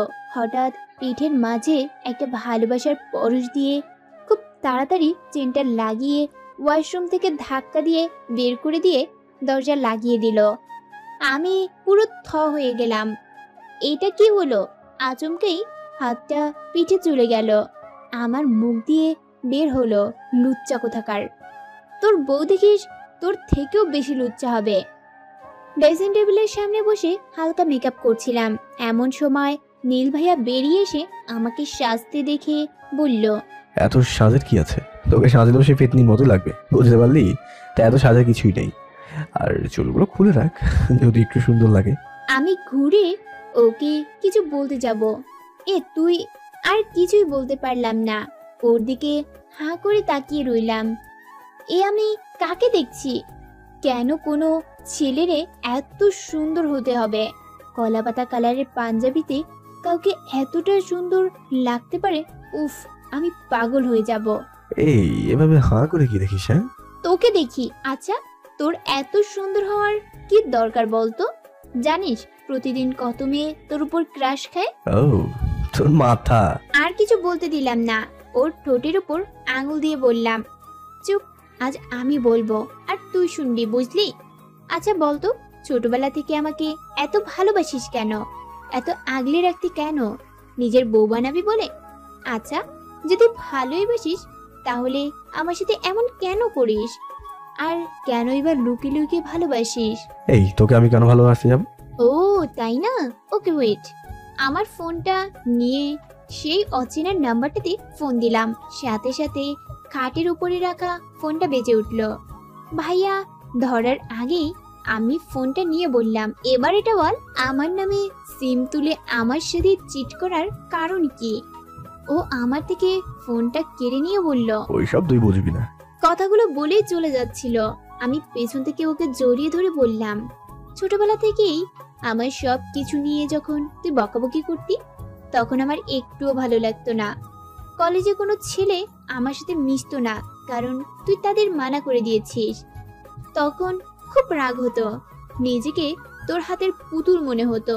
কিন্তু আপুর বিয়েতে যখন রিয়ানকে তুই মারলি, আমাকে ওখান থেকে নিয়ে চলে আসলি, আবার ও রিয়ান এর থেকে আমাকে বাঁচিয়ে নিজের বুকে নিয়ে ঘুমালি। প্রতি রাতে আমি ঘুমানোর পরে আমার কপালে গুনে গুনে 10টা চুমু দিতি। তখন বুঝতে পারলাম তুই হয়তো আমাকে ভালোবাসিস, কিন্তু হয়তো দিয়ে তো আর কিছু হয় না। তাই বুঝেও না বুঝার ভান করে চুপ থাকতাম। কিন্তু আজ যখন জানা আপু আমাকে অপমান করলো, তখন তোর কথাগুলো শুনে আমার মনে হলো হয়তো না তুই সত্যি আমাকে ভালোবাসিস। কিন্তু সত্যি বলছি, তোর এই ভালোবাসা নামক অত্যাচারকে আমি খুব ভয় পাই। আমি জানি আমার পেটের দাগটা তুই করেছিস, কিন্তু কেন ভাইয়া? এতগুলো কথা বলার পরে ও শুধু একটা কথাই বলল, নেহা, ভালোবাসিস আমাকে? কিছু সময় চুপ থেকে বললাম, সত্যি বলতে তোর মনটাকে ভালোবাসতে পেরেছি কিনা জানি না, তবে তোর প্রেম পড়ে গেছি। ও আমাকে পিছন থেকে টেনে সামনে নিয়ে কপালে একটা চুমু দিয়ে বলল, এটা তোর মোহ। যেদিন আমার মনটাকে বুঝতে পারবি, যেদিন আমাকে মন থেকে ভালোবাসবি, কথা দিচ্ছি সেদিন তুই আমার থেকে যা জানতে চাইবি তার উত্তর দেব। না, আজকে না। কথাগুলো বলেই চলে গেল আর আমি বেকুবের মতো দাঁড়িয়ে রইলাম। আমি কি সত্যি ওকে ভালোবেসে ফেলেছি নাকি? সত্যি শুধু এটা মোহ আমার। এসব ভাবতে ভাবতেই বাইরে চলে আসলাম। বাইরে অনেক মানুষ। আসলে জিসান ভাইয়া একা, তাই তার বাবা মার তার বিয়ের কোনো কমতি রাখছে না। একমাত্র ছেলের বিয়ে বলে কথা। সব পিচিরা দৌড়াদৌড়ি করছে। আসলে বিয়েতে পিচিরাই বেশি মজা করে। পুরো বাড়িটা খুব সুন্দর করে সাজানো হয়েছে। দেখছিলাম কোথা থেকে নীল ভাইয়া এসে মুখে একটা পকোড়া গুজে দিয়ে চলে গেল। এই নেহা, একা একা এখানে কি করছিস? চল ওখানে চল। আচ্ছা জিসান ভাইয়া, তুমি আর তোমার পরিবার আমাকে এত ভালোবাসো কেন? গুড করছেন পাগলি মেয়ে। জানিস নেহা, তুই যখন একদম পিছিয়ে ছিলি তখন আমি আর নীলা সারাদিন তোর পাশে বসে থাকতাম। বেশিরভাগ তোদের বাড়িতেই থাকতাম। আসলে ছোটবেলা থেকেই তোদের সাথে আমাদের একটা ভালো রিলেশন আছে, তাই আম্মু আব্বুও কিছু বলতো না। একটা মজার বিষয় কি জানিস, নীল ছোটবেলাতেই তোকে দেখিয়ে বলতো, জিশান দেখ দেখ, এটা আমার বউ। আর আমি হাসতাম আর বলতাম, হ্যাঁ এটা তোর বউ আর আমার ছোট বোন। সেই থেকে তোকে নিজের বোনের মতো ভালোবাসতাম। জানি না তুই নিজের ভাইয়া ভাবিস কিনা, তবে আমাদের পরিবার এর সকলেই তোকে আমার বাড়ির ছোট মেয়ে মনে করে। তোকে আমার বাড়িতে আনতে চাইলে নীল আনতে দিত না, তাই এই বাড়িতে খুব একটা আশা হয়নি তোর। জিসান ভাইয়ার কথার মাঝেই ভাইয়া বলে জড়িয়ে ধরলাম। আমার একটা ভাইয়ার খুব দরকার ছিল। আজ থেকে তুমি আমার বড় ভাইয়া। আর ওই সাইকোটা আমার কেউ না, সবসময় শুধু বকাবকি করে। হঠাৎ কোথা থেকে যেন নীল ভাইয়া এসে মাথায় টোকা দিয়ে বলল, আমি সাইকো তাই না? আর তুই কি বললি জিসানকে? কাল রাতে ছাদে কি করছিস বলবো? নীল ভাইয়া কিছু বলার আগেই ওর মুখ চেপে ধরে বললাম, বলিস না ভাইয়া প্লিজ। আমার হাত সরিয়ে ও বলল, ঠিক আছে বলবো না, কিন্তু একটা শর্ত আছে। কি শর্ত? আজ তো তুই আমার শালা মানে নিজের ভাইয়াকে পেয়ে গেলি। তো তো আজ থেকে আমাকে আর ভাইয়া ভাইয়া বলা চলবে না। যতবার আমার সাথে কথা বলিস প্রতিটা কথার সাথে ভাইয়া লাগিয়ে দিস। আজব তো, ভাইয়া বলবো না তো কি বলবো, তুই বল। কেন, আমার এত সুন্দর নামটা কি তোর পছন্দ হয় না? নাম ধরে ডাকবি। আমি কিছু বলতে যাব তার আগেই জিসান ভাইয়ার ফোন বেজে উঠলো। মানে হলো মাইশা আপু ভিডিও কল দিয়েছে। কি রে শালা, তোর বউ তো দেখি তোকে দেখার জন্য পাগল হয়ে গেছে। আমার পোড়া কপাল, আমার বউটা যদি একটু এমন হতো। এই ভাইয়া, তোর আবার বউ আসলো কোথা থেকে? আমাদের না জানিয়ে বিয়ে করে ফেলেছিস নাকি? এই তোরা ঝগড়া কর, আমি কথা বলি। তোরা দুটোই আসলে সাইকো, বুঝলি? গায়ে হলুদ শুরু হয়ে গেছে, এর মাঝেই আন্টি আর আঙ্কেল আগে দিয়ে দিল, তারপরে একে একে সবাই দিয়ে দিল। জিসান ভাইয়াকে তো তার সকল বন্ধুরা মিলে হলুদে গোসল করিয়েছে। আমি এক কোণে বসে আছি, নীল ভাই আমাকে স্টেজে নিয়ে গিয়ে বলল জিসানকে হলুদ মাখাতে। আমিও হাসি মুখে জিসান ভাইয়ার পুরো মুখে হলুদ মাখিয়ে দিলাম। বোন হয়ে ভাইয়ের সাথে এমন করতে পারলি নেহা? আমি হাসতে হাসতে বললাম, ভাইয়ের সাথে করব না তো কার সাথে করব? স্টেজ থেকে নামতে যেতেই নীল ভাইয়া হাত টেনে আমার গালে হলুদ মাখিয়ে দিয়ে বলল, হ্যাঁ, এইবার একদম ঠিক আছে, একদম আমার হলুদ পরীর মতো লাগছে। লজ্জায় ওখান থেকে দৌড়ে চলে আসলাম। কোথা থেকে যারা আপু এসে আমাকে বলতে শুরু করলো, এই মেয়ে, তুমি নীলকে কি তাবিজে বশীকরণ করেছো বলতো, যে ও তুমি ছাড়া আর কোনো মেয়ের দিকেই তাকায় না? এই কদিনে এটা খুব ভালোভাবেই বুঝতে পেরেছি যারা আপু নীল ভাইয়াকে ভালোবাসে, তাই ওকে একটু জ্বালানোর জন্য বললাম, এটা ভালোবাসার তাবিজ গো আপু, তুমি বুঝবে না। এই তাবিজের কথা মনে হলেই আমার আর নীলের একটা গান মনে আসে, জানো তো আপু? কি গান? নীল ভাইয়া জ্বালাইয়া গেল মনের আগুন নিভাইয়া গেল না। তোমার যদি বিশ্বাস না হয় নীলকে গিয়ে বলো, যাও। যারা আপু আমাকে আর একটা কথা না বলে নীল ভাইয়ার কাছে চলে গেল। নীল, তোমার সাথে আমার একটা কথা আছে। বলো, কি কথা? আচ্ছা নীল, তোমার তাবিজের কথা মনে হলে কিসের কথা মনে পড়ে? তখনই নীল ভাইয়ার ফোনে টুক করে একটা এসএমএস আসলো। এসএমএসটা আমি দিয়েছি, লিখে দিয়েছি, নিহা জ্বালাইয়া গেল মনের আগুন নিভাইয়া দিয়া গেল না। আর ভাইয়া তাই করলো, যারাকে এই কথাটাই বলল। আর আমি জারাপুর পাশে গিয়ে জোরে জোরে হাসতে লাগলাম। আমাকে হাসতে দেখে জারাপু রেগে চলে গেল, কিন্তু আমার হাসি থামছে না। নেহা, কাহিনী কি বলতো? ও তুই বুঝবি না, তোর বোঝার বয়স হয়নি বলেই ওখান থেকে চলে আসলাম। এটাও কি গেল? আমার বোঝার বয়স হয়নি তো, ওকে তো আমি পরে দেখে নেব। সকলে মিলে ঠিক করা হলো আমরা মাইশাপুকে হলুদ দিতে যাব, আর আমাদের সাথে জিসান ভাইয়াও যাবে। যে ভাবা সেই কাজ, সকলে একসাথে বেরিয়ে পড়লাম। ওখানে গিয়ে তো জিসান ভাইয়াকে সকলে মিলে মুরগি বানানো শুরু করে দিয়েছে। মাইশাপুর বাবা বলল, জিসান তুমি এখানে? জিসান ভাইয়া কিছু বলার আগেই নীল ভাইয়া বলল, আসলে আঙ্কেল, মাইশাকে গায়ে হলুদের সাথে কেমন দেখতে লাগে সেটাই দেখতে এসেছে। নীল ভাইয়া কথাটা বলার পর সকলে মিলে হাসতে শুরু করে দিলাম। মাইশা আপুকে সকলে মিলে হলুদ রানী বানিয়ে বাড়ির দিকে রওনা দিলাম। গেটের ভিতরে দিয়ে বাড়ির ভেতরে যাচ্ছিলাম। আমার এক পাশে দাঁড়িয়ে আছে নীল ভাইয়া আর এক পাশে যারা আপু। হঠাৎ ব্যথায় চিৎকার দিয়ে উঠলাম। আমার চিৎকারে নীল ভাইয়া আমার হাত ধরে বলল, কি হয়েছে? আমি ইশারায় আমার পা দেখালাম। পায়ের ভিতরে একটা পিন ঢুকে পড়েছে। ব্যথা সহ্য করতে না পেরে কান্না করে দিলাম। নীল ভাইয়া সকলের মাঝে আমাকে কোলে তুলে নিয়ে বাড়ির ভেতরে চলে আসলো। বাড়ি ভর্তি মানুষ আমাদের দিকে তাকিয়ে আছে। নীল ভাই আমাকে সোফাতে বসিয়ে দিয়ে আস্তে করে পায়ের থেকে পিনটা বের করে ড্রেসিং করে দিল। পায়ে ব্যথা করছে খুব, চুপচাপ বসে আছি। নীল ভাইয়া আমার পাশে বসে আছে মাথা নিচু করে। হঠাৎ জিসান ভাইয়াকে বলে উঠলো, জিসান, গেটে পিন কোথা থেকে আসলো? ওখানে তো পিন থাকার কথা না। জিসান ভাইয়া কিছু বলার আগেই যারা আপু বলে উঠলো, আজব তো, এটা নিয়ে এত কথা বলার কি আছে? ডেকোরেশনের কাজ চলছে চারিদিকে, হয়তো তখনই পিন পড়ে গেছে। যারা, কথাটা আমি তোকে বলিনি, তুই হঠাৎ উত্তর দিতে এলি কেন? নীল ভাইয়া জারাপুর দিকে কিছু সময় তাকিয়ে থেকে জিসান ভাইয়াকে বলল, জিসান, গেটে সিসি ক্যামেরা আছে তো? আছে। চল দেখবো আমি। নীল ভাইয়া কথাগুলো বলার সাথে সাথেই যারা আপু আবার বলল, এটা বেশি হচ্ছে না নীল? কে শুনে কার কথা? আমার পাশে আন্টিকে বসিয়ে রেখে জিসান ভাইয়া আর যারা আপু হাত ধরে নিয়ে গেল। তাদের সাথে নীল ভাইয়ার সব বন্ধুরাও গেল। একটু পরে সকলেই আবার আসলো। নীল ভাইয়া আমার পাশে বসে আমার হাত নিজের হাতের মাঝে নিয়ে বলল, যারা এই বাড়িতে থাকলে আমি আর 1 মিনিটও থাকবো না।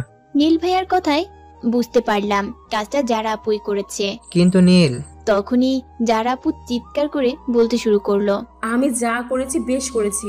সেই কলেজ লাইফ থেকে তোমার পিছনে পড়ে আছি, কখনো আমার দিকে তাকিয়েও দেখোনি। আর ওই মেয়েটার মাঝে কি এমন আছে যা আমার মাঝে নেই বলো নীল?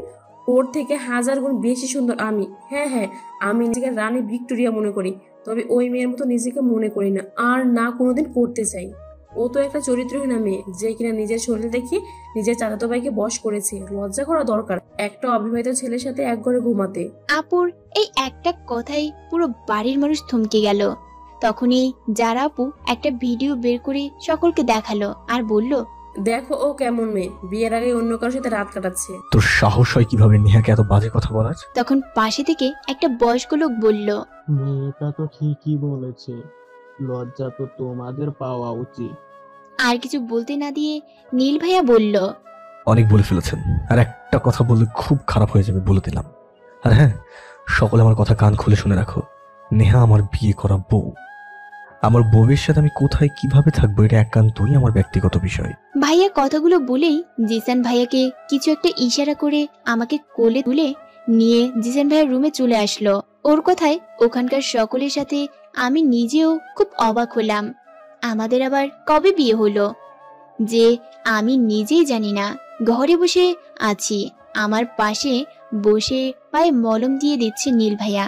আমি হঠাৎ করে জিজ্ঞাসা করলাম, নিজেকে বাঁচানোর জন্য এত বড় একটা মিথ্যা কথা বলতে পারলি তুই ভাইয়া? আর যারা আপু তো ভুল কিছু বলেনি, সত্যি তো বলেছে। একটা অবিবাহিত মেয়ে হয়ে তোর সাথে রাত কাটাচ্ছি।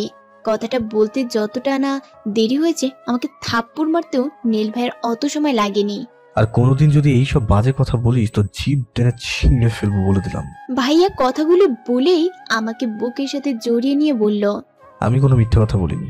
তখনই জিসান ভাইয়া রুমে ঢুকে পড়ে আর চোখে হাত দিয়ে বলে, সরি, ভুল সময় চলে আসলাম, আপনাদের রোমান্সটা নষ্ট করে দিলাম। শালা অভিনয় কম কর। আর ওদিকে কি অবস্থা? আর বলিস না, তোরা নেহার বিয়ের রেজিস্ট্রির পেপার দেখে তো এক একজনের চোখ আম গাছে উঠে গেছে।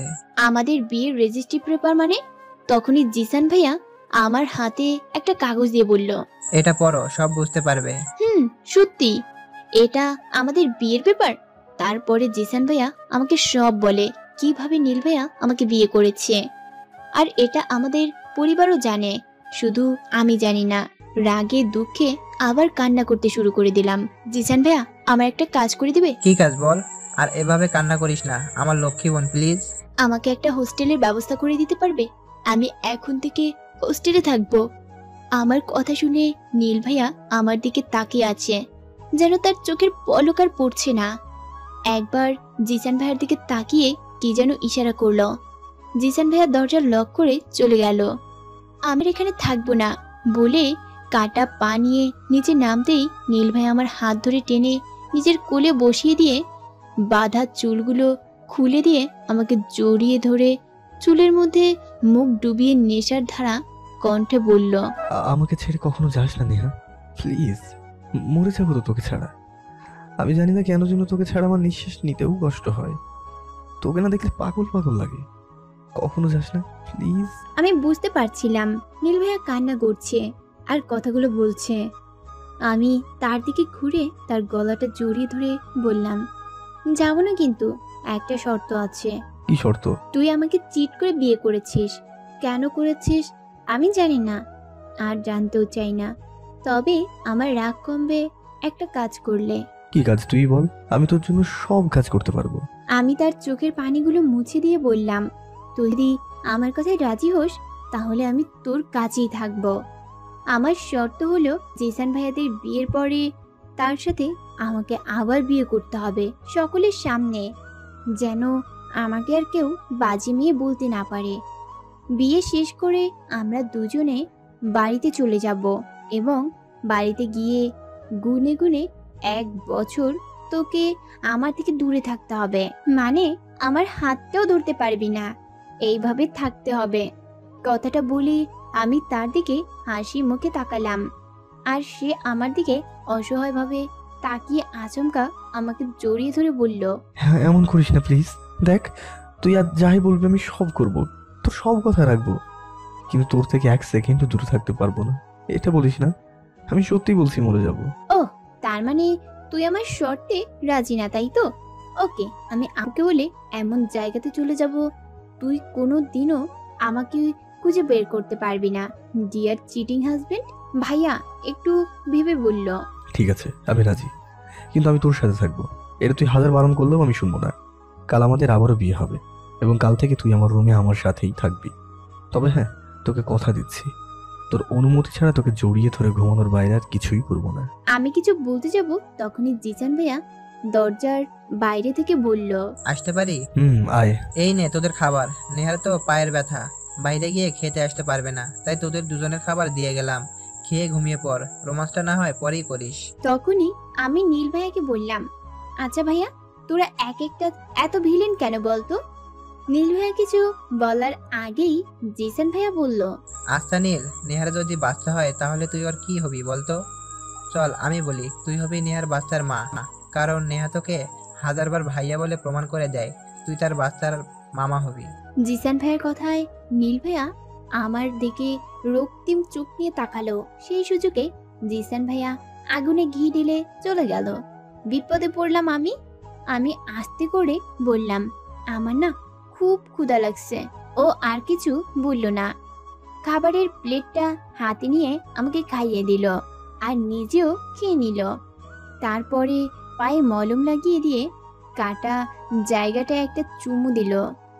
আমি সাথে সাথে পা সরিয়ে নিয়ে বললাম, কি করছিস? মাথা ঠিক আছে তোর? তুই পায়ে চুমু দিচ্ছিস কেন? তো কোথায় চুমু দেবো তুই বলে দে। অসভ্য বলেই উল্টো দিক হয়ে শুয়ে পড়লাম। একটু পরে দেখি ও আমার কাছে শুয়ে পড়ল। এই, তুই এখানে কি করছিস?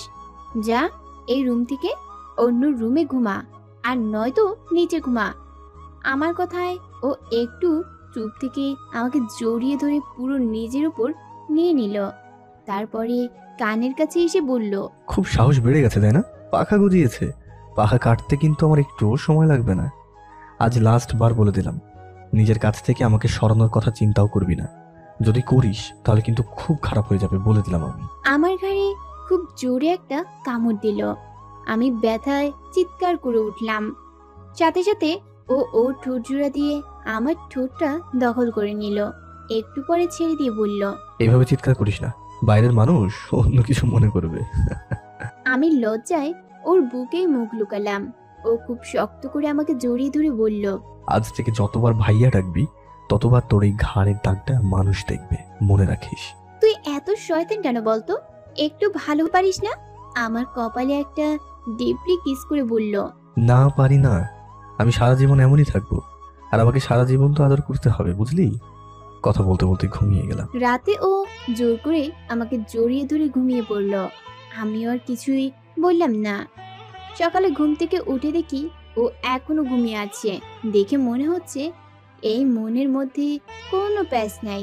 গালের ছোট ছোট দাড়িগুলো খুব সুন্দর লাগছে। আনমনেই ওর গালে হাত দিয়ে চলে গেল। পাগলটা এত ভালোবাসে, কিন্তু এতদিন মুখে বলেনি। ওর কপালে একটা চুমু দিয়ে ফ্রেশ হতে চলে গেলাম। এসে দেখি ও খাটে বসে আছে। কিরে ভাইয়া, এভাবে বসে আছিস কেন? আমার কথার উত্তর না দিয়ে আমার হাতে একটা শপিং ব্যাগ দিয়ে বলল, আজ বিয়েতে এটা পড়বি, ঠিক আছে? ভাইয়া কথাগুলো বলেই ওয়াশরুমে চলে গেল। ব্যাগে একটা সাদা গাউন ছিল, সোনালি সুতোর কাজ করা। খুব সুন্দর লাগছিল গাউনটা। ভাইয়ার চয়ে যাচ্ছে, নইলে কি আর আমার মতো সুন্দর মেয়ের প্রেমে পড়ে? কথাগুলো একটু জোরেই বলছিলাম। পিছন থেকে ভাইয়া বলল, তাই নাকি? পাগল হয়েছিস নাকি তুই? তোকে কে বলেছে তুই সুন্দর? পাগল হতে যাব কেন? আমি যদি সুন্দর না হতাম তুই কি আমার প্রেমে পড়তি? তোর মাথায় গোবর ছাড়া কিছুই নেই, বুঝলি না? হ্যাঁ, তুই তো জানিসই ছোট থেকে আমি কোনো সুন্দর মেয়ের সাথে কথা বলি না। আসলে সুন্দর মেয়েতে আমার অ্যালার্জি আছে, তাই তো তোর মতো পেতনিকে বিয়ে করেছি। ওই, তুই কি বললি? আর কিছু বলতে পারলাম না। ওর নিজের ঠোঁট দিয়ে আমার ঠোঁট দুটো দখল করে নিল। একটু পরে ছেড়ে দিয়ে বলল, মুখ থেকে একটা করে শব্দ বের করবি তো সাথে একটা করে কিস ফ্রি পাবি, বলে দিলাম কিন্তু। ভালো চাস তো যা, জামাটা পরে এসে তোর একমাত্র বরকে দেখা। বিয়ে বাড়ি বলে কথা, সকলেই কাজে ব্যস্ত। আর নীল ভাইয়ারা কাজের সাথে সাথে জিসান ভাইয়ের সাথে ফাজলামো করছে। দুপুরের দিকে মা, কাকিমা, কাকু চলে আসলো।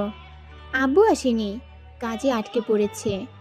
মা, কাকিমা আমার সাথে কথা বলতে আসতেই আমি সেখান থেকে চলে গেলাম।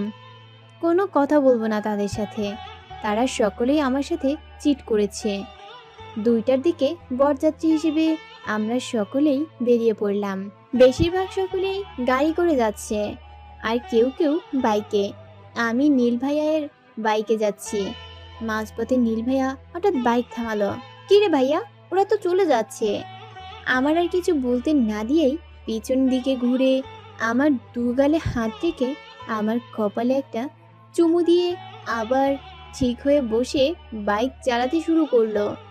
আর আমি পুরো মেরে গেলাম। এ কি হলো? এই হারামিটার কি সত্যি কোনো লাজ লজ্জা কিছুই নেই? এইসব ভাবতে ভাবতেই বিয়ে বাড়িতে চলে এলাম। আর বিয়ে বাড়ি মানেই গেট ধরা, প্লেট সাজানো, জুতো চুরি করা, এগুলো তো হবেই। আর জিসান ভাইয়াকে পুরো ফকির বানিয়ে ছাড়বে এই বাড়ির মেয়েগুলো। বাড়ির ভেতরে গিয়ে মাইশা আপুকে জড়িয়ে ধরলাম, তার সাথে একটু কথা বলে চলে আসলাম। খুব সুন্দর করে সাজানো হয়েছে বাড়িটা। আমারও তো কত ইচ্ছে ছিল এইভাবে কনে সেজে বসে থাকবো, আর আমার বরমশাই এসে আমাকে বিয়ে করে নিয়ে চলে যাবে। এই নীলের বাচ্চা আমার সব ইচ্ছেই পানি ঢেলে দিয়েছে। ভাবতে ভাবতে খাবার টেবিলে গিয়ে বসলাম খাবো বলে। তখনই আমার পুরো পরিবার এসে আমার সাথে বসে পড়লো। আর নীল ভাইয়া ওর বন্ধুদের ছেড়ে আমার কাছে এসে বসলো। কি রে নেহা, তুই মা কাকিমার সাথে কথা বলছিস না কেন? ও সরি, আসলে খেয়াল ছিল না। আসসালামু আলাইকুম শাশুড়ি মা। আসসালামু আলাইকুম আন্টি। নীল, আমাদের মেয়েটা পাগল হয়ে গেছে নাকি? না মা, আসলে আমি যে ওকে বিয়ে করছি এটাও জেনে গেছে, তাই এমন করছে। ও এটাও জানে তোমরা সব কিছুই জানো। ওকে কিছু বলনি, তাই হয়তো অভিমান করেছে। চিন্তা করো না, ঠিক হয়ে যাবে। আমি চেয়ারে চুপচাপ বসে আছি। হুট করে সকলের চোখের আড়ালে নীল ভাইয়া এক হাত দিয়ে আমার কোমর জড়িয়ে ধরে রইল। আমি চোখ বাঁকিয়ে তার দিকে তাকাতেই সে বলল, চুপচাপ খা, বেশি কথা বলবি না, বললেই সকলের মাঝে কিস করে দেবো কিন্তু। তোর কি লজ্জা শরম নেই? দেখ নেহা, লজ্জা নারীদের জন্য, ছেলেদের জন্য না। পুরো খাওয়ার সময়টা ও আমার কোমরটা জড়িয়ে ধরেছিল, বিরক্ত লাগছিল। খাবার শেষে কোথা থেকে কয়েকটা মেয়ে এসে আমাকে জোর করে নিয়ে গেল। আমি বারবার বলছিলাম, তোমরা কারা? ওরা আমার কোনো কথার উত্তর দিচ্ছে না। নীল ভাইয়ের দিকে তাকিয়ে দেখি ও মুচকে মুচকে হাসছে। মেয়েগুলো আমাকে একটা রুমে নিয়ে গিয়ে জোর করে একটা নীল রঙের বেনারসি পরিয়ে দিল, হালকা মেকআপ করিয়ে দিল। কিছু বলতে গেলেই একটু পরে বুঝতে পারবো। একটু পরে মেয়েগুলো আমাকে নিয়ে গিয়ে মাইশা আপুর পাশে বসিয়ে দিল। আমি মাইশা আপুকে বললাম, আচ্ছা আপু, এখানে কি হচ্ছে একটু বলবে আমাকে? তখন মাইশা আপু আমাকে সামনের দিকে তাকাতে বলল। সামনের দিকে তাকিয়ে তো আমি পুরাই ক্রাশ খাইলাম। নীল রঙের পাঞ্জাবিতে এদের দুজনকে এত সুন্দর লাগছে কেন? দুজন একই রকম সেজেছে। আমি মাইশা আপুকে একবার দেখে নিজের দিকে তাকালাম। হ্যাঁ, আমাদের সাজও একই রকম। বুঝতে পারলাম এটা প্ল্যান করে করা হয়েছে। তখনই নীল ভাইয়া আমার পাশে এসে আমাকে বলল, তোমাকে আজ কোনের সাথে খুব সুন্দর লাগছে। ওর মুখে তুমি ডাকটা শুনে আমার পুরো শরীরে একটা ঠান্ডা হাওয়া বয়ে গেল। এই প্রথম ও আমাকে তুমি বলে ডাকলো। একটু পরে কাজী সাহেব এসে বিয়ে পড়ানো শুরু করে দিল। আগে জিসান ভাইয়া আর মাইশাপুর বিয়ে পড়ানো হলো, তারপরে আমার আর নীল ভাইয়ার বিয়ে পড়ানো। শেষে নীল ভাইয়া আমার কানে কানে বলল, নাও, তোমার ইচ্ছেটা পূরণ করে দিলাম। আর আজ বাড়িতে গিয়ে ফুল সজ্জাটাও করে নেব, কি বলো?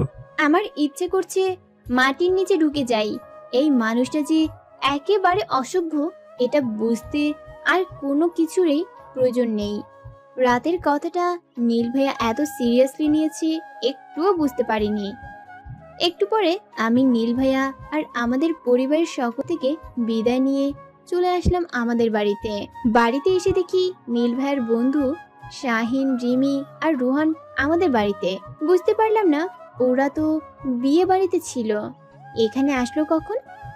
আমাদের দেখেই ওরা তিনজনে মুচকি হাসতে লাগলো।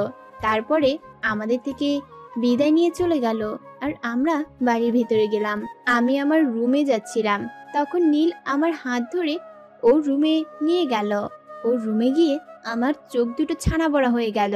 তখন ও আমার কানের কাছে এসে নেশা ভরা কণ্ঠে বলল, আমার স্বপ্নের রাজকুমারী হবে নেহা, হবে আমার ছোট্ট ছোট্ট ছেলে মেয়ের মা।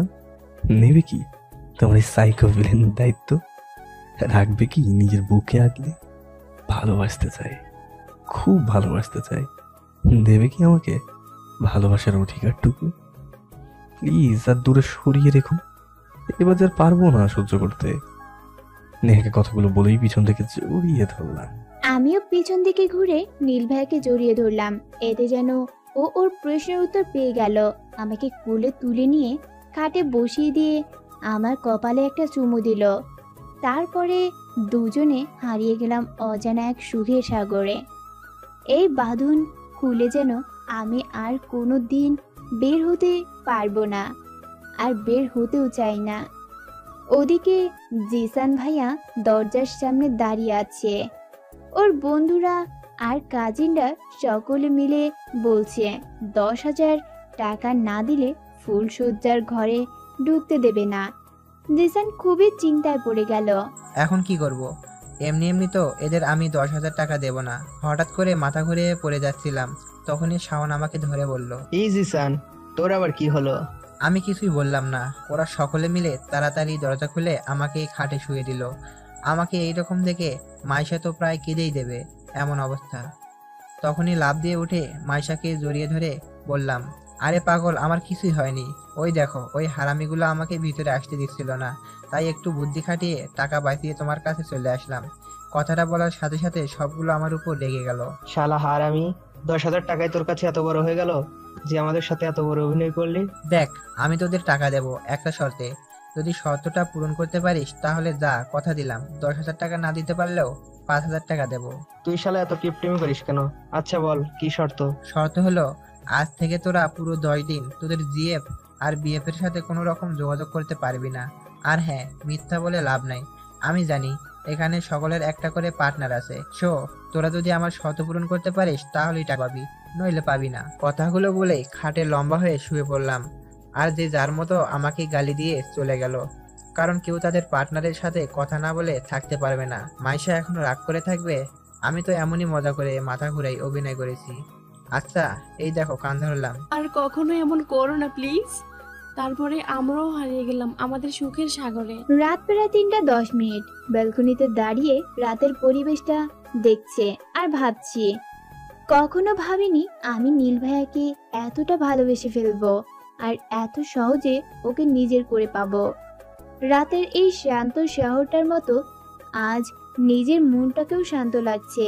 আজ মনে হচ্ছে না চাইতেও উপরওয়ালা আমাকে সব কিছু দিয়েছে।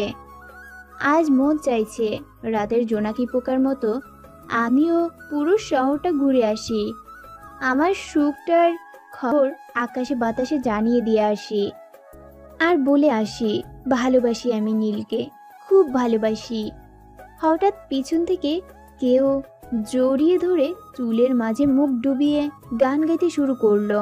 প্রাণ দিতে চাই, মন দিতে চাই, সবটুকু ধ্যান সারাক্ষণ দিতে চাই তোমাকে।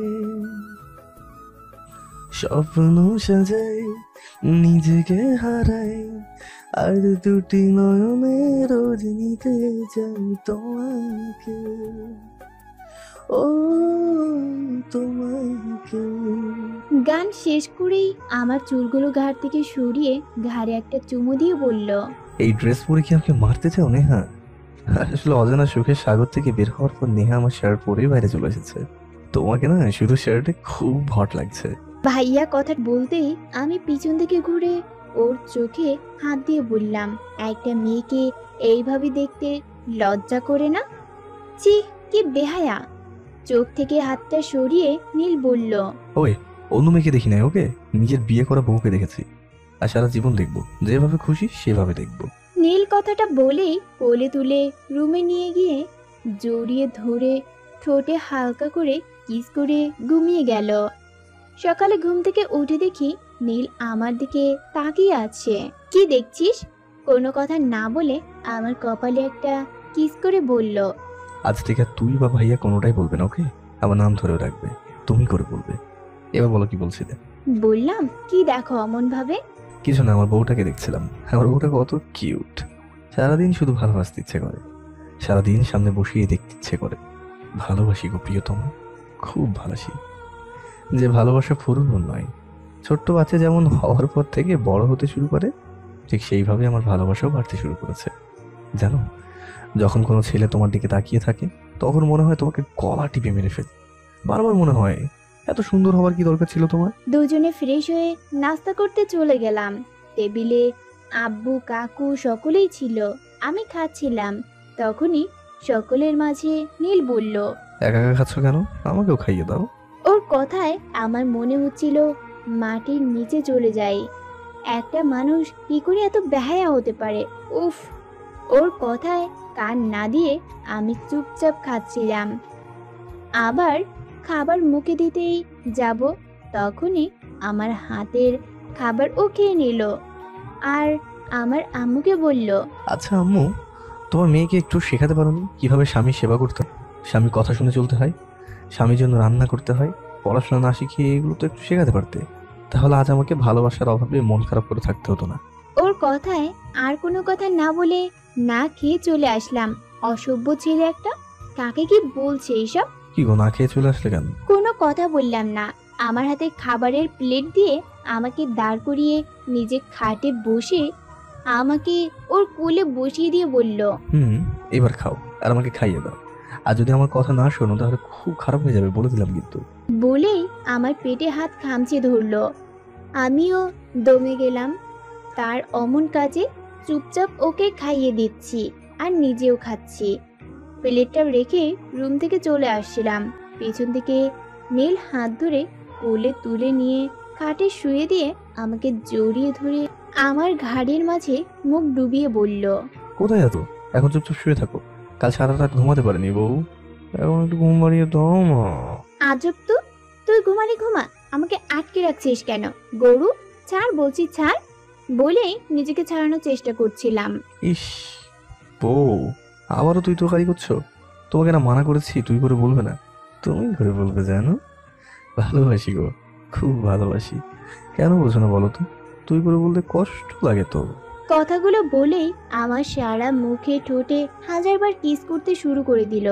ওর প্রতিটা স্পর্শে আমি যেন পাগল হয়ে যাচ্ছিলাম। আমার নিজেরও ওর পাশে থাকতে খুব ভালো লাগে, কিন্তু কোথাও একটা চাপা অভিমান কাজ করছে, যে কারণে ওর ভালোবাসাতে নিজের ভালোবাসা যোগ করতে পারছি না। এইভাবে কখন যে ঘুমিয়ে পড়েছি বলতে পারি না। ঘুম থেকে উঠে দেখি নীল রেডি হচ্ছে। আমাকে তাকাতে দেখেই আমার দিকে তাকিয়ে একটা ভুবন ভুলানো হাসি দিয়ে আমার কাছে এসে কপালে একটা কিস করে কোলে তুলে নিল। ওয়াশরুমে নামিয়ে দিয়ে নিজের হাতে আমাকে ফ্রেশ করে দিয়ে আবার কোলে তুলে নিয়ে রুমে চলে আসলো। আমার মনে হচ্ছিল আমি 2 বছরের একটা বাচ্চা মেয়ে, যে কোনো কাজ করতে পারি না, অন্যরা করে দেয়। আচ্ছা নীল, আমি কি হাঁটতে পারি না যে এইভাবে কোলে নিয়ে বেড়াচ্ছ? হাঁটতে পারবে না কেন?